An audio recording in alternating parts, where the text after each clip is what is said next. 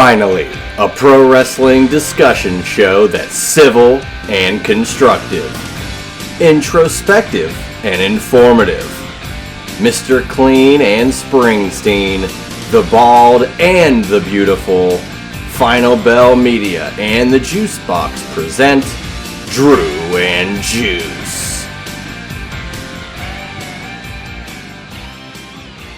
All right, everybody, welcome to Drew and Juice. We are going to wait for Juice here to pop into the space. I am your host, Andrew Baidala. We'll be live here with Juice. He will jump on in here, Mr. Juice Springsteen. We do a show every Wednesdays or Thursdays, whenever we can find the time to do a Drew and Juice episode. We're going to talk about AEW. We're going to talk about Dynamite. We are going to talk about a little something that I've seen that a lot of people aren't talking about, which is crazy in regards to the Royal Rumble and what happened there and the winners. We're going to talk everything pro wrestling. There was a lot that happened this past week. I was at the Cosm. A lot of people were in Indy. We're talking about it. We're going to continue to talk about it, but I hope you all are well. I see some people in here. Guys and girls, if you have your questions, you can write them. I'm going to put out a post right now. If you don't want to come up here and speak, you can write them in the post. Otherwise, you can come on up and you can speak your piece. Just request to speak, and we will 100% do that. We're live. Juice is in here. We're going to bring Juice on up, and we're going to talk about some things. We're going to talk about a lot of things that have happened here in professional wrestling and sports entertainment. So, again, I appreciate, everything that you guys. I'm getting some feedback here, so hold on one second. Let's get Juice up here. Juice, I'm going to ask you to mute your mic when you come up here on let me see how I could do this. Earth to Drew. To Drew. Can you hear me? I can hear you just fine, man. How about you? I'm good, man. Yeah, I'm good. I was getting some reverb. I don't know what it was. Maybe you were somewhere or something. I don't know, but all is clear now. We are going to talk about it. This is Drew and Juice. I'm glad Juice is here now. We do a weekly show. And this is it. We're doing it in spaces. I'm, unfortunately traveling.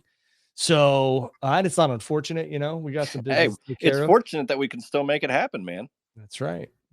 Juice, I'm going to leave it to you. I'm going to open the floor to you. Okay. What do you want to talk about? You sound like Cody. I don't know, man. The whole past week has been so crazy considering the Royal Rumble and how everything went. And I think we should start off with that. We'll touch on your Cosm experience, but then I think I really want to bleed into, way too early WrestleMania, stuff. So we'll do that. And of course the questions portion as well, as Drew said, leave them in this, write them in. If you, put your hand up when we get to that point, we'll invite you in. So we'll absolutely do that as we get more people in here. So just right out the gate, Drew, Cosm looked so damn good from your vantage point. You FaceTime me for 10 seconds and I was like, damn, I wish I was there, even though you gave me 10 seconds of it. How was Cosm compared to any other, Buffalo Wild Wings, any of those types of things compared to seeing it live too? So I'll say this. I think the Cosm is the future of how they're doing things is the future of how you're going to want to watch sports. Now, people could say I could do this at my house, blah, blah, blah, blah, blah. But I will say that it will never, when you're there for an event, whether it's football, baseball, basketball, whatever, you got your fans, right? And for this, when you're at your house, yes. Could it be duplicated? Sure. If you have a bunch of your buddies and I guess you're all on a headset or something, but realistically, the Cosm was something that I was like, should I go? I was invited, blah, blah, blah. And I was like, all right, I'm going to go. And I hung out with Blake and we went, Blake Mitchmore, and it was great. You walked in, you felt like you were going to a show and there was a ton of fans. This is different than what I'm what you would have at your house had they, you're allowed to put on the VR headset and they have this type of capability. Oh You man. sit down in a seat and it's like submersive. It's a dome. The wrestlers felt like they were coming off the screen. You had a ringside seat. You could see the entrance. They had a camera. They have their own crew there, their own production team. Like we saw guys adjusting the Cosm cameras while we were getting ready for the show. And again, it's an experience like none other. I absolutely will tell everybody if they get the chance to go. You no longer have to pay $3,000 to sit in the front row. Take a flight to Dallas or Los Angeles and go to the Cosm and get a good seat, and you'll be able to experience everything you ever wanted. Now, a lot of people will be like, oh, well, it's not the same energy. There's other fans there. This place was packed, Juice. Packed. It looked crazy, man. There was 300-400 people there, easy. And it was absolutely packed. So, I was thoroughly impressed, and I would 100% go back. I was approved, and WWE asked me to go out to Toronto for the Elimination Chamber, but I might go back to the Cosm, truthfully. Yeah. I mean, why wouldn't you? It seemed like such a unique experience. Like I said, whenever they used to do, I mean, this is dating me, but the blast areas for pay-per-view going to Hooters or Buffalo Wild Wings or just anywhere that could host a pay-per-view. And sure, that was great because you might not be able to get it where you live, and you get to see with some other fans, but by and large, this is not even close to that, man. This is you seem like you were in the arena, you were on top of the entranceway, but you got to see everything. It was, again, one of the best experiences I've ever had as a fan. I've sat front row numerous times for different shows. Yeah. I've never sat front row for a WrestleMania. I was row 2, row 3, but this was something where I love the Royal Rumble, but in my opinion, it's my favorite event of the year.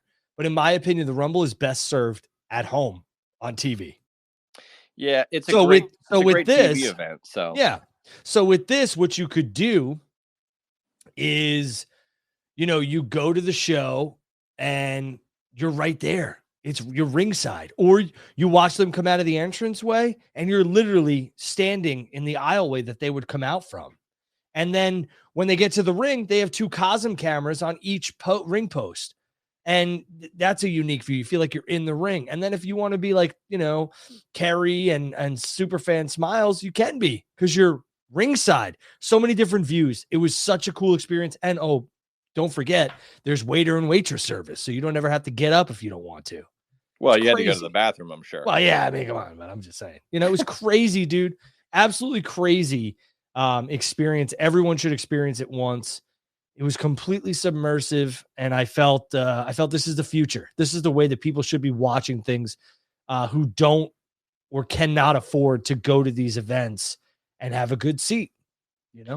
Yeah, I can't imagine what WrestleMania would look like. I'm sure that's as long as it was a success, and I'm sure it was touted as such, and I'm sure it was a success, that they're going to continue to run the Cosm, LA and Dallas going forward. I'm just hopeful that they, expand the Cosm to more than just 2 cities, because it seems like a slam dunk. I hope so. The thing with that is that, I will tell you, it is a big building that they have.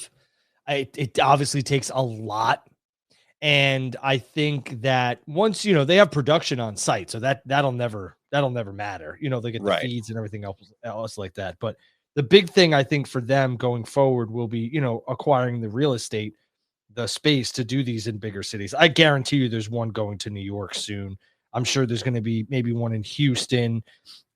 Maybe they'll put one in Florida or something, but probably for us to get one in Minnesota or you to get one in, Pittsburgh, I doubt it. Yeah, unfortunately, I just don't see it in the cards, unfortunately, for, people like me that would love to do that. But, it is what it is. I've been to a Royal Rumble before, but I was not at a Royal Rumble with this much hype. I mean, the one I went to was CM Punk's final match for WWE. So you had a lot of hype. 10 years. It had a lot of hype, but I mean, it didn't really deliver. When Rey Mysterio gets booed out of the building because he wasn't Daniel Bryan at number 30, things didn't go their way, nor did it go our way. But to the actual event, the Royal Rumble itself, I felt was a quality show, bookended by 2 Rumble matches that were really, really strong. I thought the tag match was Rumble, okay. the Rumble was fantastic, all in all. Yeah. Like I rewatched it with my kid, it was fantastic. I don't know how, a lot of people were like, nah, and it's like, all right, I understand your guys didn't win or whatever, but come on. Yeah, but only one guy can win the Rumble, and only one girl can win the Rumble. Like, Right. you got to get over that. Plus, there's Yeah. now a second chance. You got the Elimination Chamber. Like, there's plenty of room for if you're one of those fans that has a favorite. There's plenty more opportunity to find their way to WrestleMania, to face either Gunther or Cody Rhodes, who had another match at the Rumble, which was nuts. Mr. Royal Rumble Kevin Owens putting on another insane performance. And I was saying it in the juice box that will come out tomorrow with Mr. Josh Eisenberg, because I was getting his report from directly in Lucas Oil Stadium. He was there at the show. I was telling him that, look, man, of all people, Kevin Owens might be the most trusted worker in WWE. Bringing Steve Austin out of retirement, going toe-to-toe with Roman Reigns 3 separate occasions at the Royal Rumble, and now Cody Rhodes in a ladder match. He's trusted with these big moments. He always achieves amazing things in these matches, whether he comes out the victor. More often than not, he does not. But damn, a spectacle, brutal moves. And now it looks like Kevin Owens and Sami Zayn might be on a collision course for Toronto. What say you, Drew? Yeah, no, that's, a lot of people jumped into the whole conclusion like, Sami and KO WrestleMania. Well, they've already done that. They've done that, and they had a tag match there together. Toronto makes a ton of sense. I think that's 100% going to happen. I think Sami and KO have a match in Toronto in the Sky Dome. They're both Canadian boys, so I think that's going to happen. And I think that's a little tip of the cap to both of them, because I don't think Sami nor Kevin will be fighting for the world championship either, or the undisputed title at WrestleMania. So yeah, I think that's 100% going to happen at the Elimination Chamber. And that's going to be a great match. You have the 2 chamber matches. You have KO and Sami, and we'll have I believe Rhea will defend her title, and I believe Gunther will defend his title as well. I was going to say, I hope if anybody defends their championship, I hope Gunther does, because you need to have some sort of, launch point as champion to defend going into WrestleMania. Because you assume he'll win at Chamber and go into Mania as champion, but you need to have the match actually happen. You can't have him just as champion with no juice going into it. Oh, okay. Yeah, that's what we do here on Drew and Juice, even audio only. So I'm interested to see how they go about that. I know a lot of people thought maybe Jey Uso wouldn't actually get the opportunity, and The Rock might take that. But who do you think faces Gunther at Chamber if he does in fact have a match? That's a good question. I could see Seth Rollins. I don't think Seth is going to get into the Chamber itself. I know Punk's in there, Cena's in there. I mean, I could see Seth, but it's a really good question right now. I think they should use that, I would say that opportunity for somebody maybe, and Seth has had them. So, I'm saying Seth right now because it's a safe bet, but I'd like to see maybe somebody who hasn't had a world championship opportunity get one, just so that they could kind of see, hey, all right, does this guy have it? Gunther can go back and give a report. So maybe, I don't know, maybe Sheamus. Go ahead. I would suggest maybe Logan Paul. I think Logan's going to get into the Chamber. Okay. Unfortunately. Okay. So, well, I mean, I say unfortunately because I would love to see Logan fight for the world title too, but I think Logan's going to be fighting in the Chamber. And I say unfortunately purely because that I'd love to see that match, but fortunately I love to see Logan Paul in an Elimination Chamber. We've seen him in all these other types of matches. Hey, give me another opportunity for this guy coming out of nowhere, being a great pro wrestler and sustaining that. And I don't want. Chamber. Yeah, I don't want to. I'm not gonna I like to fantasy book, but I will say if I fantasy book and things don't go my way, I don't get upset. Okay. Oh, Drew, you made waves. I did Monday morning with your little tweet there. So I was sitting, waiting for the plane to touch down, and your I was phone just caught on fire. Yeah, I mean, I was drinking an espresso. That's normally how it happens. I drink a couple espressos and then I get my day started. And I was sitting back and I was appalled, truthfully, at all the outrage. And I'm going to talk about how I think somebody, a lot of these people are missing something that they were complaining about. And it's going to happen thanks to Jey winning the Rumble, which I'll get to here in a little bit. I want to keep you guys and girls, on the edge of your seats. We're going to talk about something that I think a lot of people aren't factoring into the equation now. And I think it's something that a lot of people are going to be happy about. And then I'll tweet about it after the show's over, because I know a lot of people won't listen to this just because they're busy or whatever. It's Super Bowl week. I get it. I'm working too. But, for me, I'm going to talk about the Chamber because you asked. Yeah. I think this is the match I think is going to happen for Gunther. I think Finn Balor gets a world championship opportunity against Gunther, and I think Dom accidentally screws him, and we have a Dom Finn Balor match at Mania. That's how I think we're going to get there. So that's who I think gets an opportunity. So the Judgment Day continues to implode every single Mania since it began. I think Triple H obviously loves the Judgment Day, but I think Dom is ready. Finn has been ready to just kind of do his own thing. And with the injury to JD McDonough, you really have no choice right now. Split them, move on. Finn goes into singles action and Dom goes into singles action. And Dom already is one of the most hated people in wrestling. But I mean, his singles heel run will be something to behold. And again, I think Finn and Dom are on a collision course for WrestleMania. Yeah, I think I wouldn't mind that at all. The fantasy booking has been around for, could we get that Rhea versus Dom match? And that could happen at some point, but I think it's definitely going to be Rhea defending against, probably whoever wins the Chamber. Of course, we're doing this show before tomorrow night where SmackDown still hasn't even taken place. We're still very fresh off the Rumble. Who knows what Charlotte's going to do, but I have a feeling. I just want to think that it's going to be Charlotte and Tiffany Stratton. What do you think? Yeah, I would agree. Yeah. I mean, we all kind of called it. We predicted it. A lot of people thought it was going to happen. Didn't want it to happen maybe, but it is what it is, man. I saw a lot of people being like, well, she didn't need to win the Rumble to face her. Okay. I'm going to say someone else wins the Rumble and then Charlotte wins the Chamber, people would bitch that she won the Chamber. Deal with it. Yeah, it's ridiculous. These, like I said, these people fantasy book, and then all of a sudden it doesn't come to fruition, and everybody else is an idiot besides them. And how dare they? That's on them.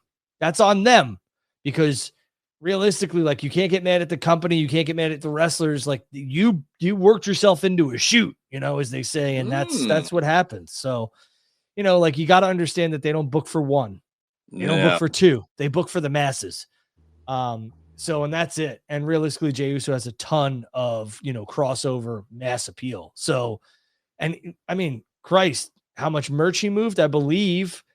I could bring up a report. I want to say Fightful put it out. I want to say that John Cena was the number one merch mover, which doesn't surprise me in the least. Stunning. Right. And I want to say that number two was Cody, and then number three was Jey Uso. Yeah, come on. Yeah, and that, going back to what you said about Cody and Kevin, that match, I put out a tweet.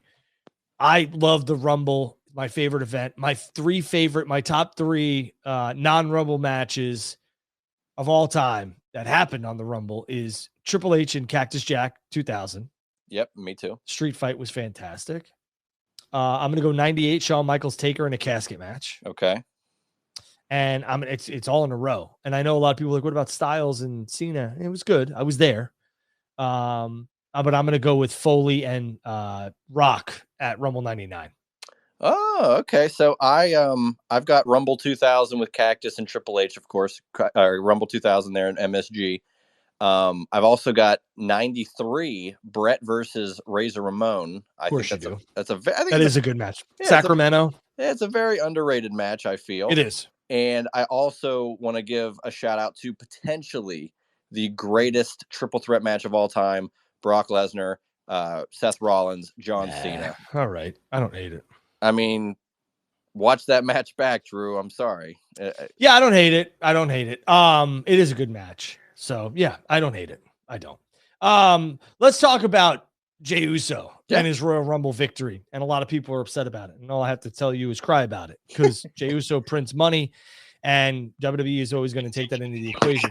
This whole Jey Uso thing, though, from a lot of people, they don't understand. Like, this shit didn't happen overnight. No. I remember sitting in Lincoln Financial Field. And not only that, I was sitting in the Wells Fargo Center, or whatever the hell they're calling it. I think it's that now. Yeah. And I sat there for 2 nights, and the Yeet it was like a wave. It was very reminiscent of the Yes movement and Daniel Bryan. Like, it was wild watching it. 100%. And I looked at my buddy and I was like, boy, if he could sustain this, man, he's going to be a champ. And he was like, what, Intercontinental? United States? I was like, no, world. And yet he did. Like, he won the tag title, Intercontinental title, and now the Rumble. And he sustained. It was a sustained wave. It wasn't just this whole, like, 1 or 2 month or 3 month or 4 month thing. Like, a lot of people were comparing him to LA Knight. I was going to say LA Knight, man. LA Knight was very much over, but LA Knight fell off a little bit. That's the only thing I'll say. Like, the popularity, he's still getting great pops, but it's not like this. All right. No. I don't think they're the same, unfortunately. But what I will say is something that, I said I'll save till the end, but realistically, time is money. So I love Jey Uso, the reason, in my opinion, why a lot of people, should be excited. A lot of you hate Goldberg, right? You're not big Goldberg fans. So with Jey Uso winning the Royal Rumble in Indy, this basically guaranteed that Goldberg and Gunther are not working together at Mania, which should make a lot of you happy, right? Yeah. I happen to like Bill. I think Bill's a good dude. I think he's done a lot for the business. I understand that maybe he's not your prototypical,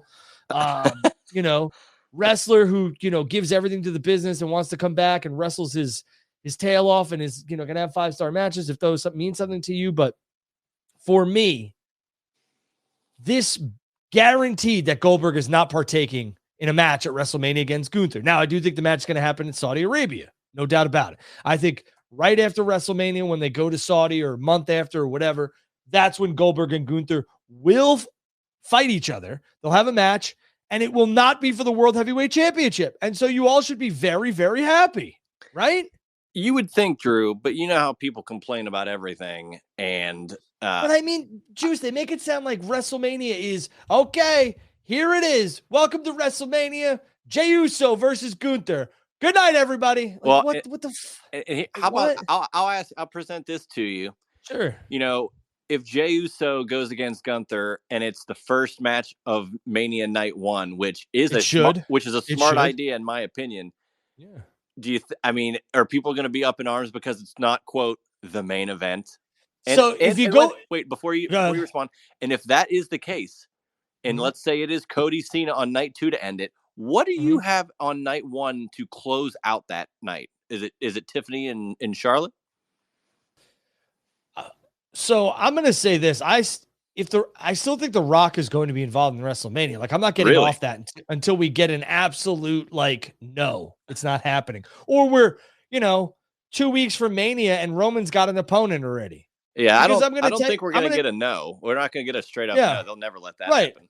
But I'm just saying, like, I'm not quite sure that Roman's not wrestling at WrestleMania. His status is, listen, I know he just finished Moana, the live action. I know he's got Fast that he's got to get ready for and everything else like that. I think it's Fast 11. I get it. Yeah. But I think if The Rock can make time and his schedule permits, he'll be there. And I'm going to tell you this right now. I think you saw it last year. Triple H is going to book with the assumption that what he has is what he has. And he's not going to factor The Rock in. And just like last year, very quickly, that all changed. And I think what they did is they basically, secured themselves a match, excuse me, if they need to, with Seth Rollins and Roman Reigns, and I guess an involvement of CM Punk of some sort. Yeah. I don't know.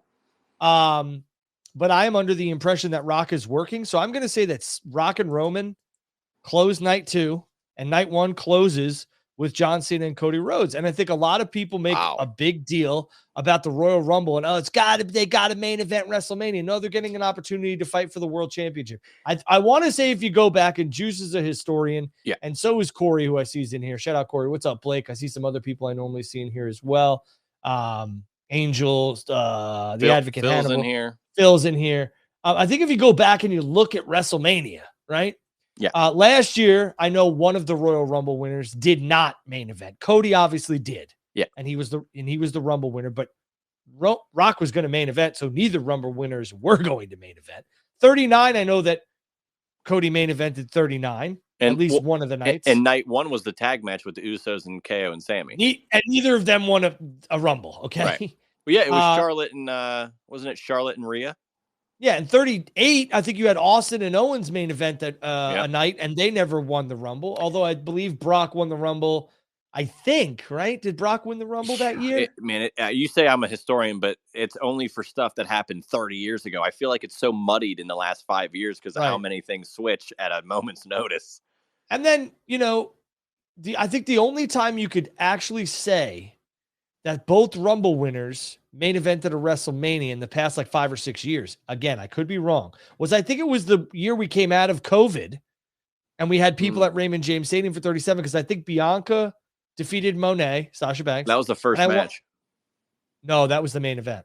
Oh, it was the main event. My bad. I was at that one, so I remember that Lashley and I want to say McIntyre opened night one because it was pouring rain. Oh, yeah, because they had Samoa Joe in a poncho. Yes, yep. And then I will say that I think that Edge Copeland won the Rumble and main evented that night in the night 2 in a triple threat. And lost to Roman and Bryan, yeah. Yeah. So I'm going to say that that's accurate. But again, I mean, like, it doesn't just guarantee that a Rumble winner has to main event a WrestleMania. And now, my only problem... My only problem with that is that they literally call him main event Jey Uso. And I feel like people will be like, well, he's not in the main event. Now, even at WrestleMania 34, if my memory serves me correctly, in New Orleans, because I went to this one too. But sometimes when you go to Manias, you have a lot of fun, and my memory's a little fuzzy. I was at 34, yeah. Yeah, I will say that I don't think either Royal Rumble winners main evented 34 because Lesnar and Roman Reigns were in the main event, and I don't think either of those suckers won the Rumble. Yeah, it was Shinsuke and Asuka, and Asuka lost. Both of them lost. Yeah, so I mean, all right, Good Lord, we could kind of jump off that whole they need to main event. I'm going to say this right now. I think Jey Uso. I think the right call is for Jey to open Saturday, especially with his entrance. And can you imagine people are going to lose their minds? A WrestleMania style entrance for Royal Rumble winner Jey Uso? Probably, I would not be shocked if it's again with Travis Scott, considering Fiend is a potential theme song for the show. I mean, they're going to go above and beyond for Jey. Yeah, you got to understand something. WWE wants a really hot start for Mania, and I think they're going to get it. The hot start here is going to be Jey Uso. They want hot starts out the gate for anything that they do PLE wise, even Raws, et cetera, et cetera. But they really want to set the tone. And I think, if you go back and even look at last year, right? I want to say night 1. I know night 2 they opened with the World Heavyweight Championship, but I think night 1 was, I want to say it was Rhea, right? So which Rumble was that? Or 40? No. Last year. Yeah. The first one was wasn't it the Drew? Yeah, that was night 2. Night 2, and then night 1, it might have been. Yeah, man. Again, they load up these cards. Right. And what I'm saying here is that whatever, if we're wrong, we're wrong. But I'm just saying, I know that they like to start off these shows hot, and having Jey Uso out there fighting for the World Heavyweight Championship and the whole, stadium in Las Vegas going nuts is a sight to behold. And I think they'll do it. They could close it if Rock's not involved. I will say if The Rock isn't involved in WrestleMania, then I have Jey and Gunther close night 1 for sure, and Cena and Cody close night 2. Well, I was going to say this. How deflating will it be if Rock doesn't show up at Mania to know that we got that version of Rock during the first episode of Raw on Netflix, and everybody's like, oh, don't worry. He'll come back to Final Boss. And if it never actually comes back to fruition, that's kind of depressing. I was listening to a clip from Dave Meltzer, and I think Dave hit the nail on the head. Dave, for a lot of shit that people give him, I will say that Dave is right. If The Rock can, he will be there. He will be there. It's just up to if he can, if he wants to go out there and do something. And again, it's the last couple of years, the stories are right there. You have a match with Roman, it's right there for the taking. You don't have to do anything really extra to make the match worth something and meaningful and have a lot of story behind it. So it's, not that much work has to be done for Rock to be an important piece of WrestleMania if he so chooses. Right. And I just want to say, I saw the post from Ariel Helwani, and I understand that Mr. Helwani is, the guy for MMA and boxing. And he was like, I don't know about this Jake Paul Alvarez deal. It's done. Everyone's like, I'll pump the brakes, blah, blah, blah, blah, blah. Like, because I know that Ariel didn't have the news, and I get it. But Jake Paul and Alvarez is done. It's happening May 3rd. It seems like it's going to happen in Vegas and not in New York. Wow. So there you go. But I mean, it's done. Breaking news here on Drew and Juice from Drew. Love to hear it. So, Drew, just wanted to touch on this a little bit of a sidebar to the Royal Rumble in regards to the tag title match, which I felt was okay. It was tough. It's tough to follow a Royal Rumble of any kind. Do you like that the Street Profits are not really heel, but they're kind of tweeners now, showing that they want to elevate themselves and be in the tag division scene for the titles? Because I felt, using chairs is kind of heelish, but they hit both teams, and I think it builds more depth in the tag division. But again, SmackDown hasn't even happened yet, so who knows where it's actually going to lead? Drew. Yeah, I hesitated and paused because we still got to get through SmackDown. But I don't, I think the major thing on SmackDown, I think Jay is going to talk to Cody, and Cody and Jay are going to have their, their thing. And well, I think they drag this on until Monday, and I think all the other cards will have to fall into place. Okay. Well, you might have missed what I initially said. Which is okay. I heard you about the tag division. Yeah. Well, what's your response to the tag division? Like, do you think the Street Profits are better as in-betweeners, or? I think the major story coming out of SmackDown is going to be who Jay picks, or doesn't pick. So it's also I think 3-hour show.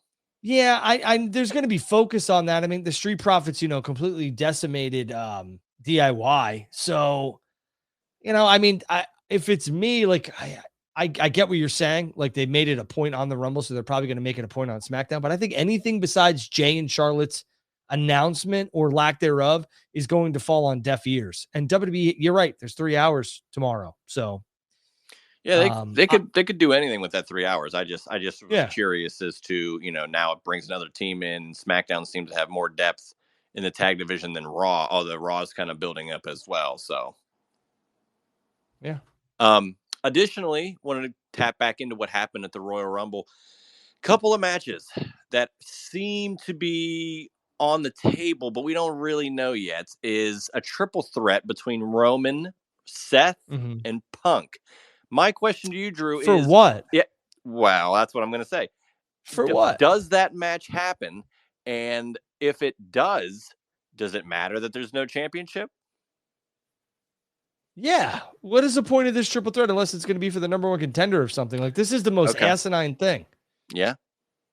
So, so I have a pretty interesting take, maybe not interesting, but just I want to tap into the Paul Heyman favor of it all. Why we have no idea what it is, when it could be cashed in, whatever. I am under the belief that if, I'm not so sure John Cena is the lock to win the Chamber. I have a funny feeling that somehow, some way, Punk ends up winning that. And if that happens, then you get your Cena maybe winning Money in the Bank, cashes in at SummerSlam, wins it in his backyard, loses the title in his last match. But if that's, if that happens, then Punk is the one here to maybe use that favor. But what is the favor? Does it have anything to do with Roman? Is Roman just going to lay down for Punk if he's in the Chamber? Like, what are your theories on the favor? Because to me, if Paul Heyman doesn't have a guy in his camp with a championship, I don't know how much Paul Heyman can do by himself. Yeah, I don't think there's any point to this whole theory. Like, I just don't get it. What are people like? Oh, Punk wants the main event of WrestleMania. That's the favor. Get the fuck out of here. Seriously, what are we talking about? Well, what could Paul Heyman conceivably do to get Punk that main event? Like, other than cheat, but he's not going to be in the Chamber. If Punk wasn't in the Chamber, then I could see Punk being like, hey, you need to get me in the Chamber. I want my favor. I want a shot at the world title. Okay. Whatever championship it's going to be. Okay. But you're sitting back and you're drawing conclusions. Not you. I'm talking about people in general. I'm not going to take offense to it. Don't worry, Drew. They're grasping at straws with, well, Punk wants to, why would Punk use a favor just to get into a triple threat between Roman Reigns and Seth? I don't care if it's the main event. Unless it's for the number one contendership, it makes no sense. And we all know Punk's not going to Saudi. That's right. So, I mean, I believe the next pay-per-view after Mania is going to be a Saudi show. It might be Backlash, but I think it could be Saudi before then. So what are we talking about here? It'll probably be, Mania is April 19th and 20th. So maybe Saudi in between then, and then I'd say Backlash maybe at the end of May. And whatever it is, I'm just saying I don't fully understand why people are just jumping at, a lot of people are like, oh, KO and Sammy at Mania. No. There's And now you're a like, PLE in between. I don't know if right people are now aware of people are that. like, oh, Punk's going to use his favor to get into a triple threat with Roman and Rollins for what? Well, because they want to be a thorn in Rollins' side. What type of favor is that? Hey, can you put me in this match? Okay, why? I just want to Exactly. be in it. If Oh, there's a fuck match with for a you. title, then I get it, but we're not there yet. I don't know how much Heyman can realistically do. I just kind of am annoyed that Cena and Cody's great, and I think it's great to have Jay and Gunther, but I think you're wasting at least one of the three, Roman, Rollins, and Punk, of a title opportunity by putting them in a triple threat. How about this? What if Cena wins the Chamber? He goes on to face Cody, but there's some way Heyman negotiates Punk to have a match where if he wins, he can make it a triple threat: Cody, Punk, Cena. Would you be interested in that, Drew? Cody, Punk, and Cena, like in a triple threat? Yeah. Yeah, but again, like here's the thing. I think the favor has to involve something with the bloodline of Roman Reigns. Well, how do that's what I'm saying. How maybe But I think, it's too early, first of all. It's not even too early. I just think it's stupid to try and guess what this favor is going to be. Like, let this shit play out. Like, everyone races to be number one or defer the right or this or that. And well, you look it's like fun morons. to speculate, Drew. Sure, but I mean, you look like morons when all of a sudden it's like you throw out a theory and you get so behind the theory where you're like, no, this makes sense. And not you. You don't do this, but a lot of people are like, well, why wouldn't he? Because it makes no sense. Oh, okay, whatever. And then they don't do it. And they're like, God, this is so stupid. Just like I saw people online with John Cena. This is so stupid that John didn't win the Rumble. John don't need the Rumble. He didn't. John does not need the Rumble. He could win the Rumble. He could win the Chamber. He could win Money in the Bank. But the story is, anything. They played it off so great. Like I said, they should have John come out number one. They didn't. John came out later, was down to the final two, right? Which made a lot of sense. And it looked like John was going to win because they eliminated Punk, Roman, and Rollins. And you thought to yourself, well, Logan's not winning, and Jay probably isn't winning. So here we go. It's John. It's John's time. And then John lost, and my son and everybody else's reaction inside the Cosm was of shock. And then people were like, this is awesome. And that's what it was. Exactly. John doesn't need the Rumble. He's going to go to the Chamber and most likely win it. And it makes a better story. Yeah, again, he doesn't. He just needs a way to get to the dance. It doesn't have to be the Rumble. It doesn't even have to be Chamber. There's so many opportunities for Cena to make it. If WrestleMania is the goal to win the title again there, which I assume that's what they want to do. Yeah, and a lot of people were like, "Well, what does Breaker do now?" I'm going to tell you this right now. Here's some more. You could breaking news, whatever. If you guys want to clip it and throw it out, I think Braun breaking news. Yeah, I think Braun Breaker's going to take on Sheamus at WrestleMania. I think that is just starting. And I think Sheamus will probably take the title off of Breaker at Mania, and Braun is going to the moon. Braun and Jacob Fatu to the moon in WWE. I tend to agree with that. I think there's, that's just, it seems too obvious, but I feel like they know what they have in Braun and Jacob Fatu, and they're going to. I think Jacob let's just do it. Let's just push. Yeah, it. I would like to have Jacob take on Solo at Mania, but I don't even know if we go that route. I think Jacob might take on Shinsuke Nakamura and beat him for the United States Championship. See, okay, what do you think? It's too early for Jacob and Roman at Mania? Yes. Okay. Yeah. I do want to point out, I don't get many things correct, so I want to tout this. I got did the Jey Uso thing. You did. Well, yeah. It was a long time ago. I'm talking about specifically the last four in the Rumble. I nailed. Did you call it? Logan Paul, John Cena, Jey Uso, and Punk? Yeah. All right, good for you. I like it. I know it doesn't happen often, so I'll take it. So, there's so many different things coming out of the Rumble that I feel like are worthy.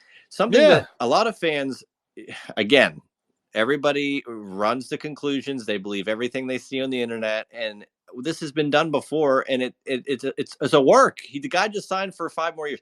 Drew McIntyre and Damian Priest seem to be on a collision course. Yet the reports were, happening. The reports were like Drew might be unhappy, and it's like, well, how do you know that? Do you know that? how are you backing this when it's clear that this is the move going forth? Yeah. I think both guys, it's not a fall from last year's WrestleMania, but they were both in the world title picture, and I think it's a cool little match. I don't see a problem with it Why would it be a problem? because Like, I don't know, because that fans are crazy, Drew. we got to pay attention to the Rumble. Like, a lot of you need to go back and watch the Rumble again. Like, they, not everything will probably come to fruition, but they told a lot of different stories there. They telegraph a lot. Yeah. Yeah. I mean, McIntyre and Priest, absolutely going to happen. Yeah. I mean, Styles and Logan Paul, I think absolutely going to happen at WrestleMania. Oh, you think? Yeah, absolutely. See, I like that match. I think Logan not having the McGregor stuff done because UFC won't allow him, and he's making comments about how Connor's a crackhead, and it's sad. He's trying to pull Connor out, and he's trying to get Connor to tell Dana to take whatever he wants from the fight so he could beat the shit out of Logan. Logan's smart as hell. Like, Logan's not sitting there on his show calling Connor a crackhead for no good reason. There's a reason behind it. And I don't think that fight's going to happen anytime soon. So yeah, I don't know when Connor's going to fight again. Yeah, and Connor doesn't need the money. Like, the thing with Propa 12 is that changed the whole game. That was wonderful. Connor changed the whole game with that, and his money is long, so he doesn't need to fight. Yeah, I agree. I would really be interested in an AJ Logan Paul match, especially, like I said, Logan Paul's done so much work, in the last 2 years since he's been around. He's just been on fire. Comes back in, great little Rumble performance. Again, Final 4 of the Rumble for Logan Paul. I never would have bought that before. It's very believable now. Again, I said that I thought it could happen, and they seem to really, really be behind the Logan Paul machine. So yeah, why not? Yep. Any a lot. Oh, go ahead. No, go ahead. I was just going to say, any additional stuff I wanted to touch on maybe on the women's Rumble. What are your thoughts on the Naomi? The men, a lot of people, before we close out the men, a lot of people are upset. Oh, we didn't get Aleister Black. It was never going to happen. There's also so much TV to come down. Like, everything can't happen at the Rumble. I told you guys and girls that Black was not going to be in the Rumble. Now, I predicted some other people for fun. I nailed the women's surprises, but I predicted some men for fun. They were there. Foley was there. Angle was there. Granted, they did not partake in the Rumble. I thought it would have been cool to see. Joe Hendry was in the Rumble. That was a nice little. And the place at the Cosm went nuts for him. And they went nuts for him in Lucas Oil Stadium. My kid went nuts for him. And my kid only knows him because of him showing up at NXT and then me playing the song in the house every once in a while because it's just hysterical. I feel like you play it all the time. You're not telling the full story, Drew. I'm not a big like wrestling music guy. Like, I will to an extent. I think we all are, but I'm not being honest. I'm being honest. So I'm not trying to be tough. Every once in a while, like, I'll throw on Battle Cry if I'm in the gym because I think that's a really it's a really good song. What about Ospreay's theme? Yeah, it's okay. It's not my style, but yeah, I don't hate Will's theme. FTR's theme is just like a banger. Yeah, right. But I'm trying to think of a wrestling song that, like, I think Cody's song, when I first heard it, I was like, this is, a pretty good song. My kid loves it. But Punk song, obviously. Yeah, Cult of Personality. Downstate also does Matt Cardona's song, which I think is also pretty good. Always ready. Yeah. There it is. Good jam. Yeah, so for me, we're not much of a. My kid plays the songs all the time, but I'm not much of a. Let's listen to wrestling songs. I like actual music. So Cult of Personality is an actual song, though, Drew. First of all, I love Living Color, so and I call them Color, not Color. Yeah, Monday Night Nitro, we get Monday Night Nitro, baby. Little Monday Night Nitro, proper number 12. But the Aleister Black thing, everyone was all, where is he? Where is he? I think Aleister Black shows up the night after WrestleMania on Monday Night Raw. When that's been a thing, and people forget, oh, we also have that. Why do we need to rush into that? There's so much damn TV. You can't. Yeah. How much time do you think they have all these matches to set up for the Chamber, let alone for their biggest show of the year, which is 2 nights. They're going to make it the biggest deal ever, and then you got.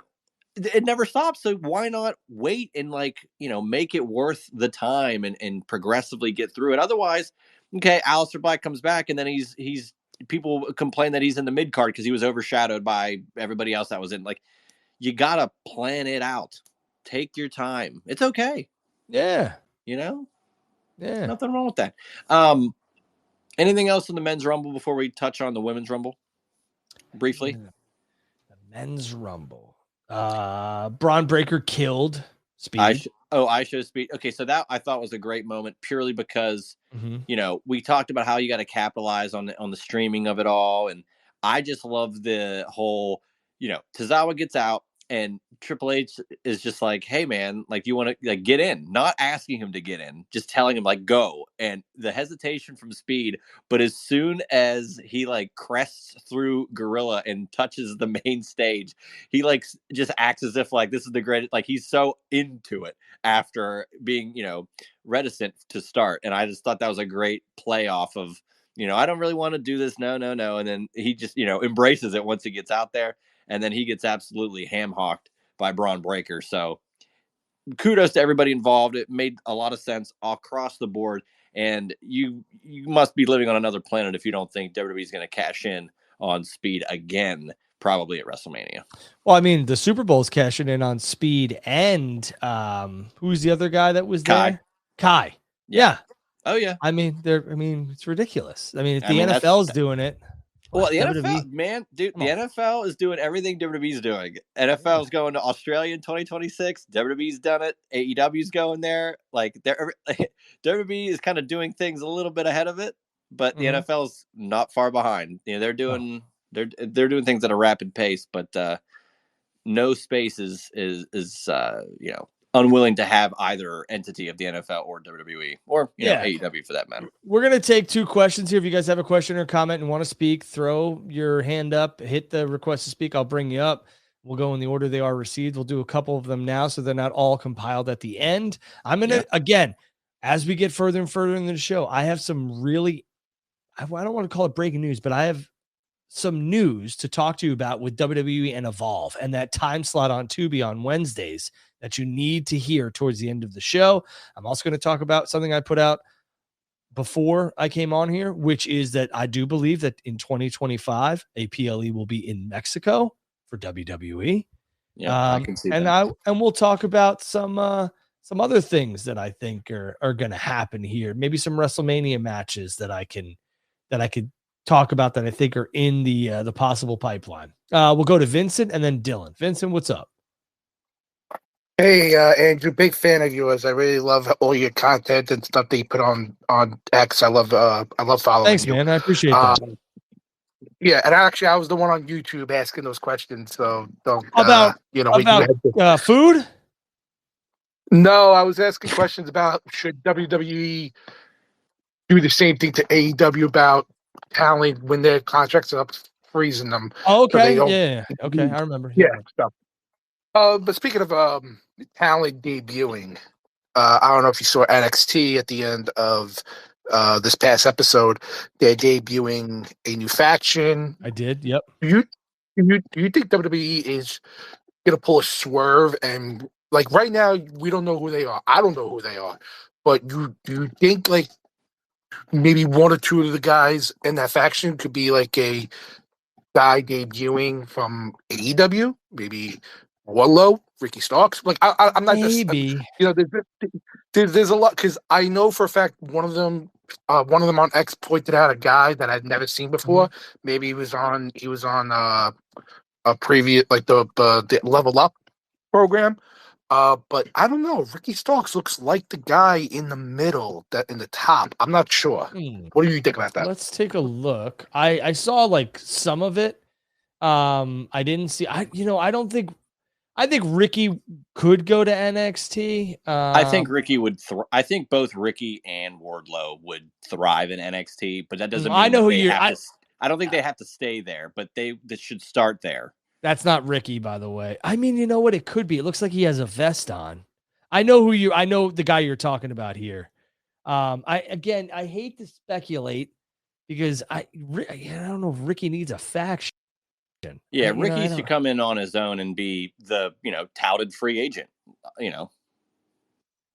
Yeah, and NXT is going to need a new contender for Obafemi, because Ethan Page is a dog, but I think he's going to the main roster, and there's going to be a lot of crossover, which I'm going to get to with NXT Evolve and all this other stuff. Vincent, you have another question? Go ahead. I think Ricky's better off coming in on his own rather than a faction. But go ahead.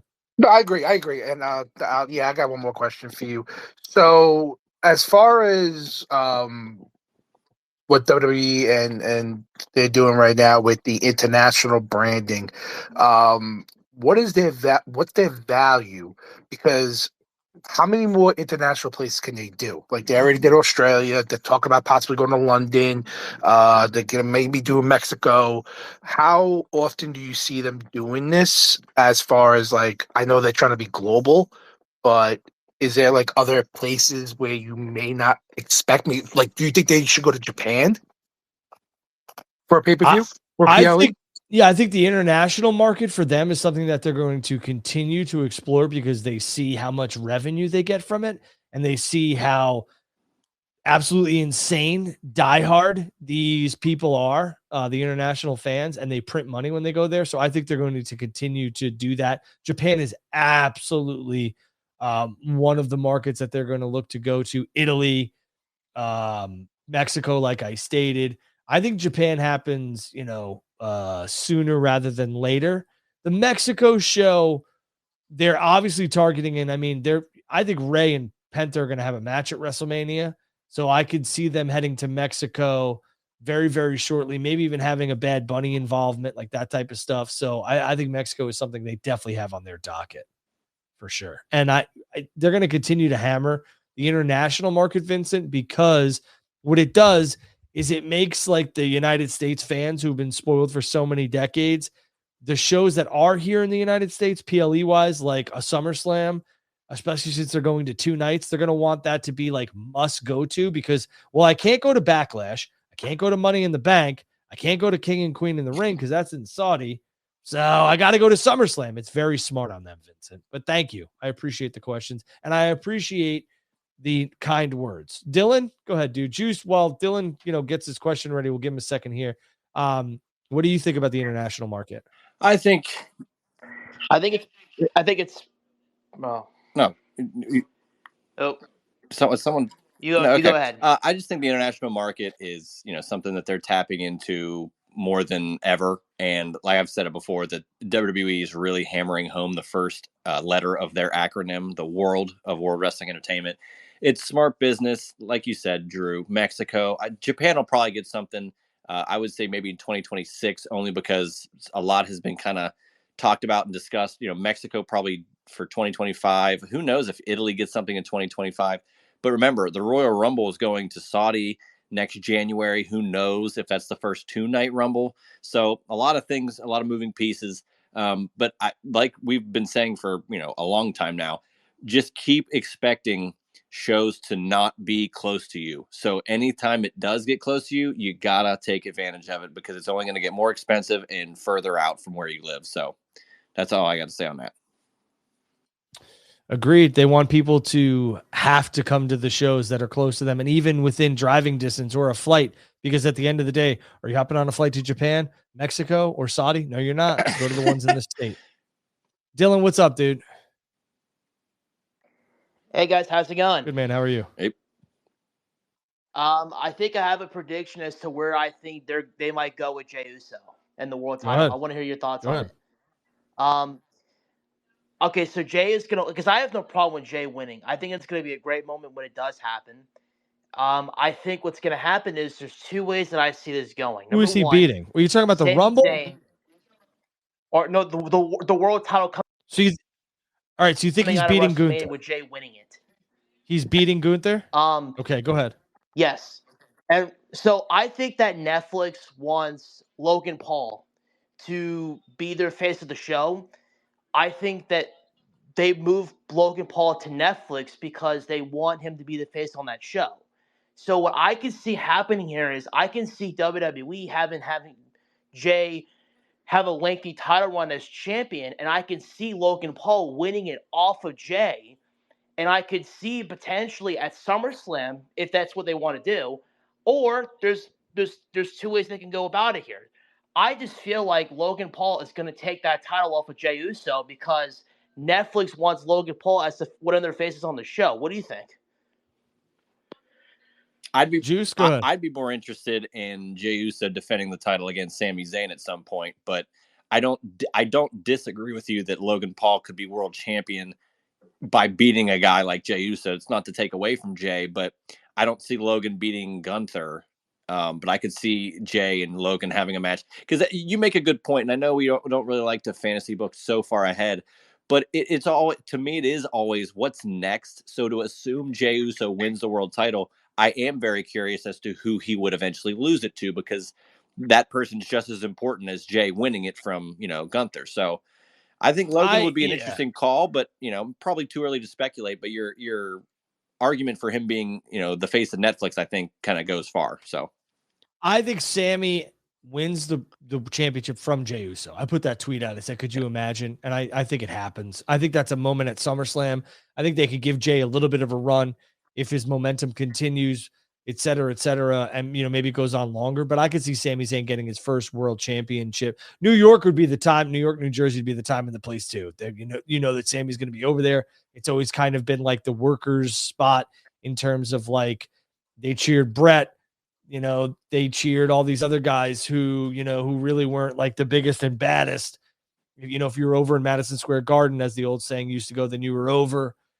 So I think Sammy winning the World Heavyweight Championship, not the undisputed title, from Jey Uso makes a lot of sense. So I could see it. Logan Paul, and thank you very much, Dylan. I don't hate Logan Paul being a world champion, but Logan's got a lot of other things in the chamber. Yeah, literally. In terms of not. Yeah, he's got a show. He wants to box. He wants to do this. He wants to do that. Having Logan just involved in the WWE family and having matches is more than enough. Yes. Not to mention he held the United States Championship. I could see him holding the Intercontinental Championship once it gets off Braun Breaker. So we'll have to wait and see. But Juice, let's circle back to the Women's Royal Rumble. What do you got? Yeah, I just wanted to touch on, we thought, and it's been reported now that Jade, might just still not be cleared to come back.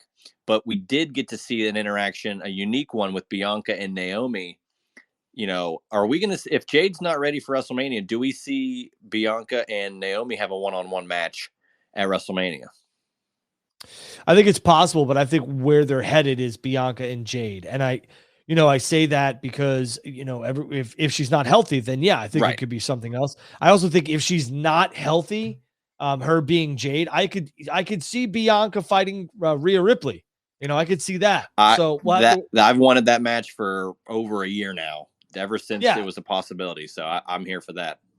So I could see that happening. But if I'm booking Jade, I think Jade and Bianca is the match at WrestleMania. Bianca is your heel. She is revealed as the attacker of Jade, and we go from there. Naomi would be a nice little, okay. But if I can't have Jade and Bianca go one-on-one, then I'd rather have Bianca fight Rhea. But Becky Lynch is also looming, so we don't know. That's the other thing. I think Becky's coming back sooner rather than later. She wasn't in the Rumble, which was fine by me. I dug it, because how do you get her to lose the Rumble? I don't know if you can. So, and Charlotte was in it. And as soon as we saw Charlotte, I was like, well, I think Charlotte's got to win it. So, we'll have to wait and see what Becky does, but I could see Becky and Rhea having a match. But if we don't, I'd love to see Bianca and Rhea. Love it. And now we again, this is probably not going to happen this year, but I would be very interested in a Rhea versus Roxanne Perez match down the line, because I thought for sure she killed it in the Rumble. I felt. And I'm going to tell you this right now. I made some predictions on the Women's Royal Rumble, and I got a lot of them right. But I will say the one that we saw, I didn't see Nikki being 30, and I want to touch on Nikki Bella here. Nikki coming out at 30 was a nice surprise. I didn't have Alexa Bliss returning. I could tell you that much. I also didn't have Alexa Bliss not returning to WWE. I thought that was crazy, but hey, happy to see Bliss. She got an insane reaction. I'm going to tell you this right now. I think the Nikki Bella return, I think Nikki's going to be involved in WrestleMania. I know she spoke at Media Row, I believe, or there was an interview with her on Media Row. I don't know if she was there, if she was on a phone call or whatever, but she said she wants her sister. I can see them absolutely going for the tag team titles. There's no doubt about that. But I think Nikki and Chelsea Green are going to head into a program towards WrestleMania, and I'm here for it. I'd be here for that. See, and this is the beauty of having the, quote unquote mid-card titles for the women. You like Nikki Bella is a great ambassador for WWE, and you'd love to have her back in, even for just the WrestleMania program. But it's like, you're not going to have her against Rhea. You're not going to have her against Tiffany Stratton, probably. So it's great to have a Chelsea Green or a Lyra Valkyria and like all these different women on the roster that's stacked to begin with. Now you get, I would assume Nikki's probably not going to win. So you get a huge, potentially put over match for Chelsea Green, like to beat a legend like Nikki Bella. Yeah. I think it works for everybody. And I think they could be headed towards Piper versus Chelsea as well. So, we never know. But I think that makes some sense. But, how many of those like feuds are you going to friends become enemies? Are you going to do at Mania? You're only doing a couple. So maybe they do, maybe they don't. But I will say that I do believe that Nikki and Chelsea will have a feud eventually. I do want to say this, regarding the women. A lot of people were like, I can't believe Io lost, blah, blah, blah, blah, blah. And Charlotte won. Again, not everybody can win the Rumble. Right. And I think or get in the chamber. I think the plan for Io right now, and I know a lot. I think, first of all, I think Io is going to fight Rhea at the chamber for the women's title. I think that's going to happen. I think Io loses. I think Io's plan for WrestleMania is teaming with a returning Asuka to take on your new tag team champions of Liv Morgan and Raquel Gonzalez. Rodriguez. Sorry, I don't know why I said Gonzalez. Raquel Rodriguez. I think that's where you're headed. I think we're having Raquel Rodriguez and Liv Morgan taking on Io Sky and the returning Asuka for the women's tag team titles.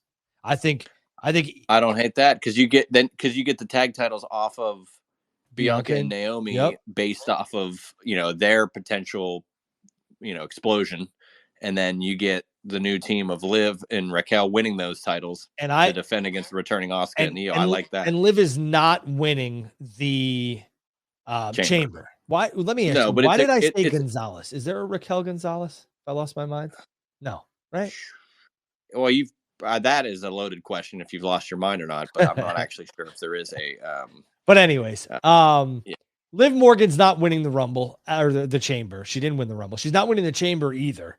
And I think this is the perfect opportunity. The night after the chamber or Monday Night Raw after chamber, I could see Liv being granted a world tag team championship opportunity with her partner Raquel, and I think they win it. And you're right to that point, like it gets the titles off of Bianca and Naomi. Okay, Drew. So first of all, that is her real last name is Gonzalez. Oh, that's all right. Okay. And she was Raquel Gonzalez, beginning in NXT back in 2020. So all right. It only was when she advanced to the quote unquote main roster as Raquel Rodriguez, 2022. I was like, why? When you said, no, it's Rodriguez, I wanted to be like, no, it's Gonzalez, but you are right. It is Rodriguez. So, okay. Gonzalez is her actual. But you're also not right. All right. Yeah. You've worked yourself into a shoot, brother. Thank you for that. But yeah, I think WrestleMania has taken shape, and it's taken shape right before our very eyes. And I think a lot of people, again, they work themselves into these corners where they're like, no, this is where they're going to go because they just don't want to be wrong. And at the end of the day, I saw a lot of people being like, oh, Scott didn't win the Rumble, and that she didn't win the qualifying match for the chamber. That's it. They don't know what to do with her. And they're like, I want to be like, yo, what are you guys missing? Relax, right? Well, first of all, yeah, relax. Go touch, your woman, or if you're not into that, go touch your men or whatever. Or grass. Yeah, well, no, I mean, you know what? A lot of people touch grass. And it still doesn't cure them. They need to have and smoke grass. Yeah. Well, okay. They need to have a significant other in their life or somebody so that they can, have some fun with and get all this crap out of their system because it's just brutal. But again, like Liv, Io just got her match cost by the women's world heavyweight champion. And you don't think that we're ignoring that? Like, do you think that Triple H is going to ignore that? Rhea is going to ignore it? I think once the decision is made by Charlotte to go after Tiffany, Rhea is going to say to Io, I cost you your match. I feel terrible. You can have a world championship match with me at Chamber or however they want to get it. But it's going to happen. Io's not going to win. But I mean, like, we need to stop pretending like these people are buried because they didn't win 2 goddamn matches. I know. That's, again, Not everybody can win the Royal Rumble. Not everybody can win the Chamber. Not everybody can win every match. But that doesn't stop people from complaining that stuff doesn't happen. And Charlotte makes a lot of sense. I'm hoping she's your Rumble winner. I'm hoping that a lot WWE turn. Like, here's the other thing that a lot of people aren't seeing. Tiffany is not a fucking heel. She's a tweener leaning towards. She's not a fucking heel. What are we talking about? Yeah. She is not a heel. She's don't get me wrong. When she first came into this thing, yes, but I mean, she has been cheered since she won the title. Yeah, she's in between, and once she's in a program with Charlotte, it's going to lean way towards Tiffany as the face. Yeah, my daughter watches wrestling with me and my son. What she'll pass by, and she's like, "I like the Barbie girl," and I'm like, "Yeah." See?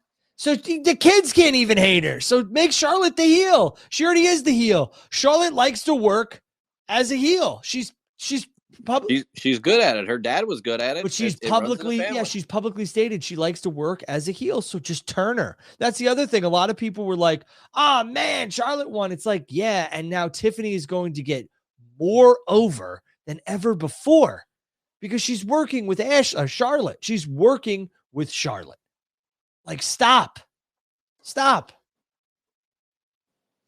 Yeah. Again, Drew, we talk about this all the time on Drew and Juice, just the amount of lunacy or the entitlement of people that don't get what they want in regards to booking when they're not paid to book, they're paid to watch, and they're not paid to watch. They're paying to watch the shows, and when it's not booked for you, that doesn't mean it's bad. That just means they decided to go another route, and that's okay.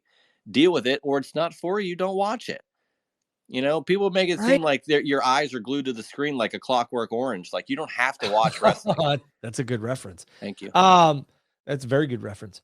I want to talk about something we saw during the Royal Rumble broadcast as well. It was the Evolve ad that we got, WWE Evolve.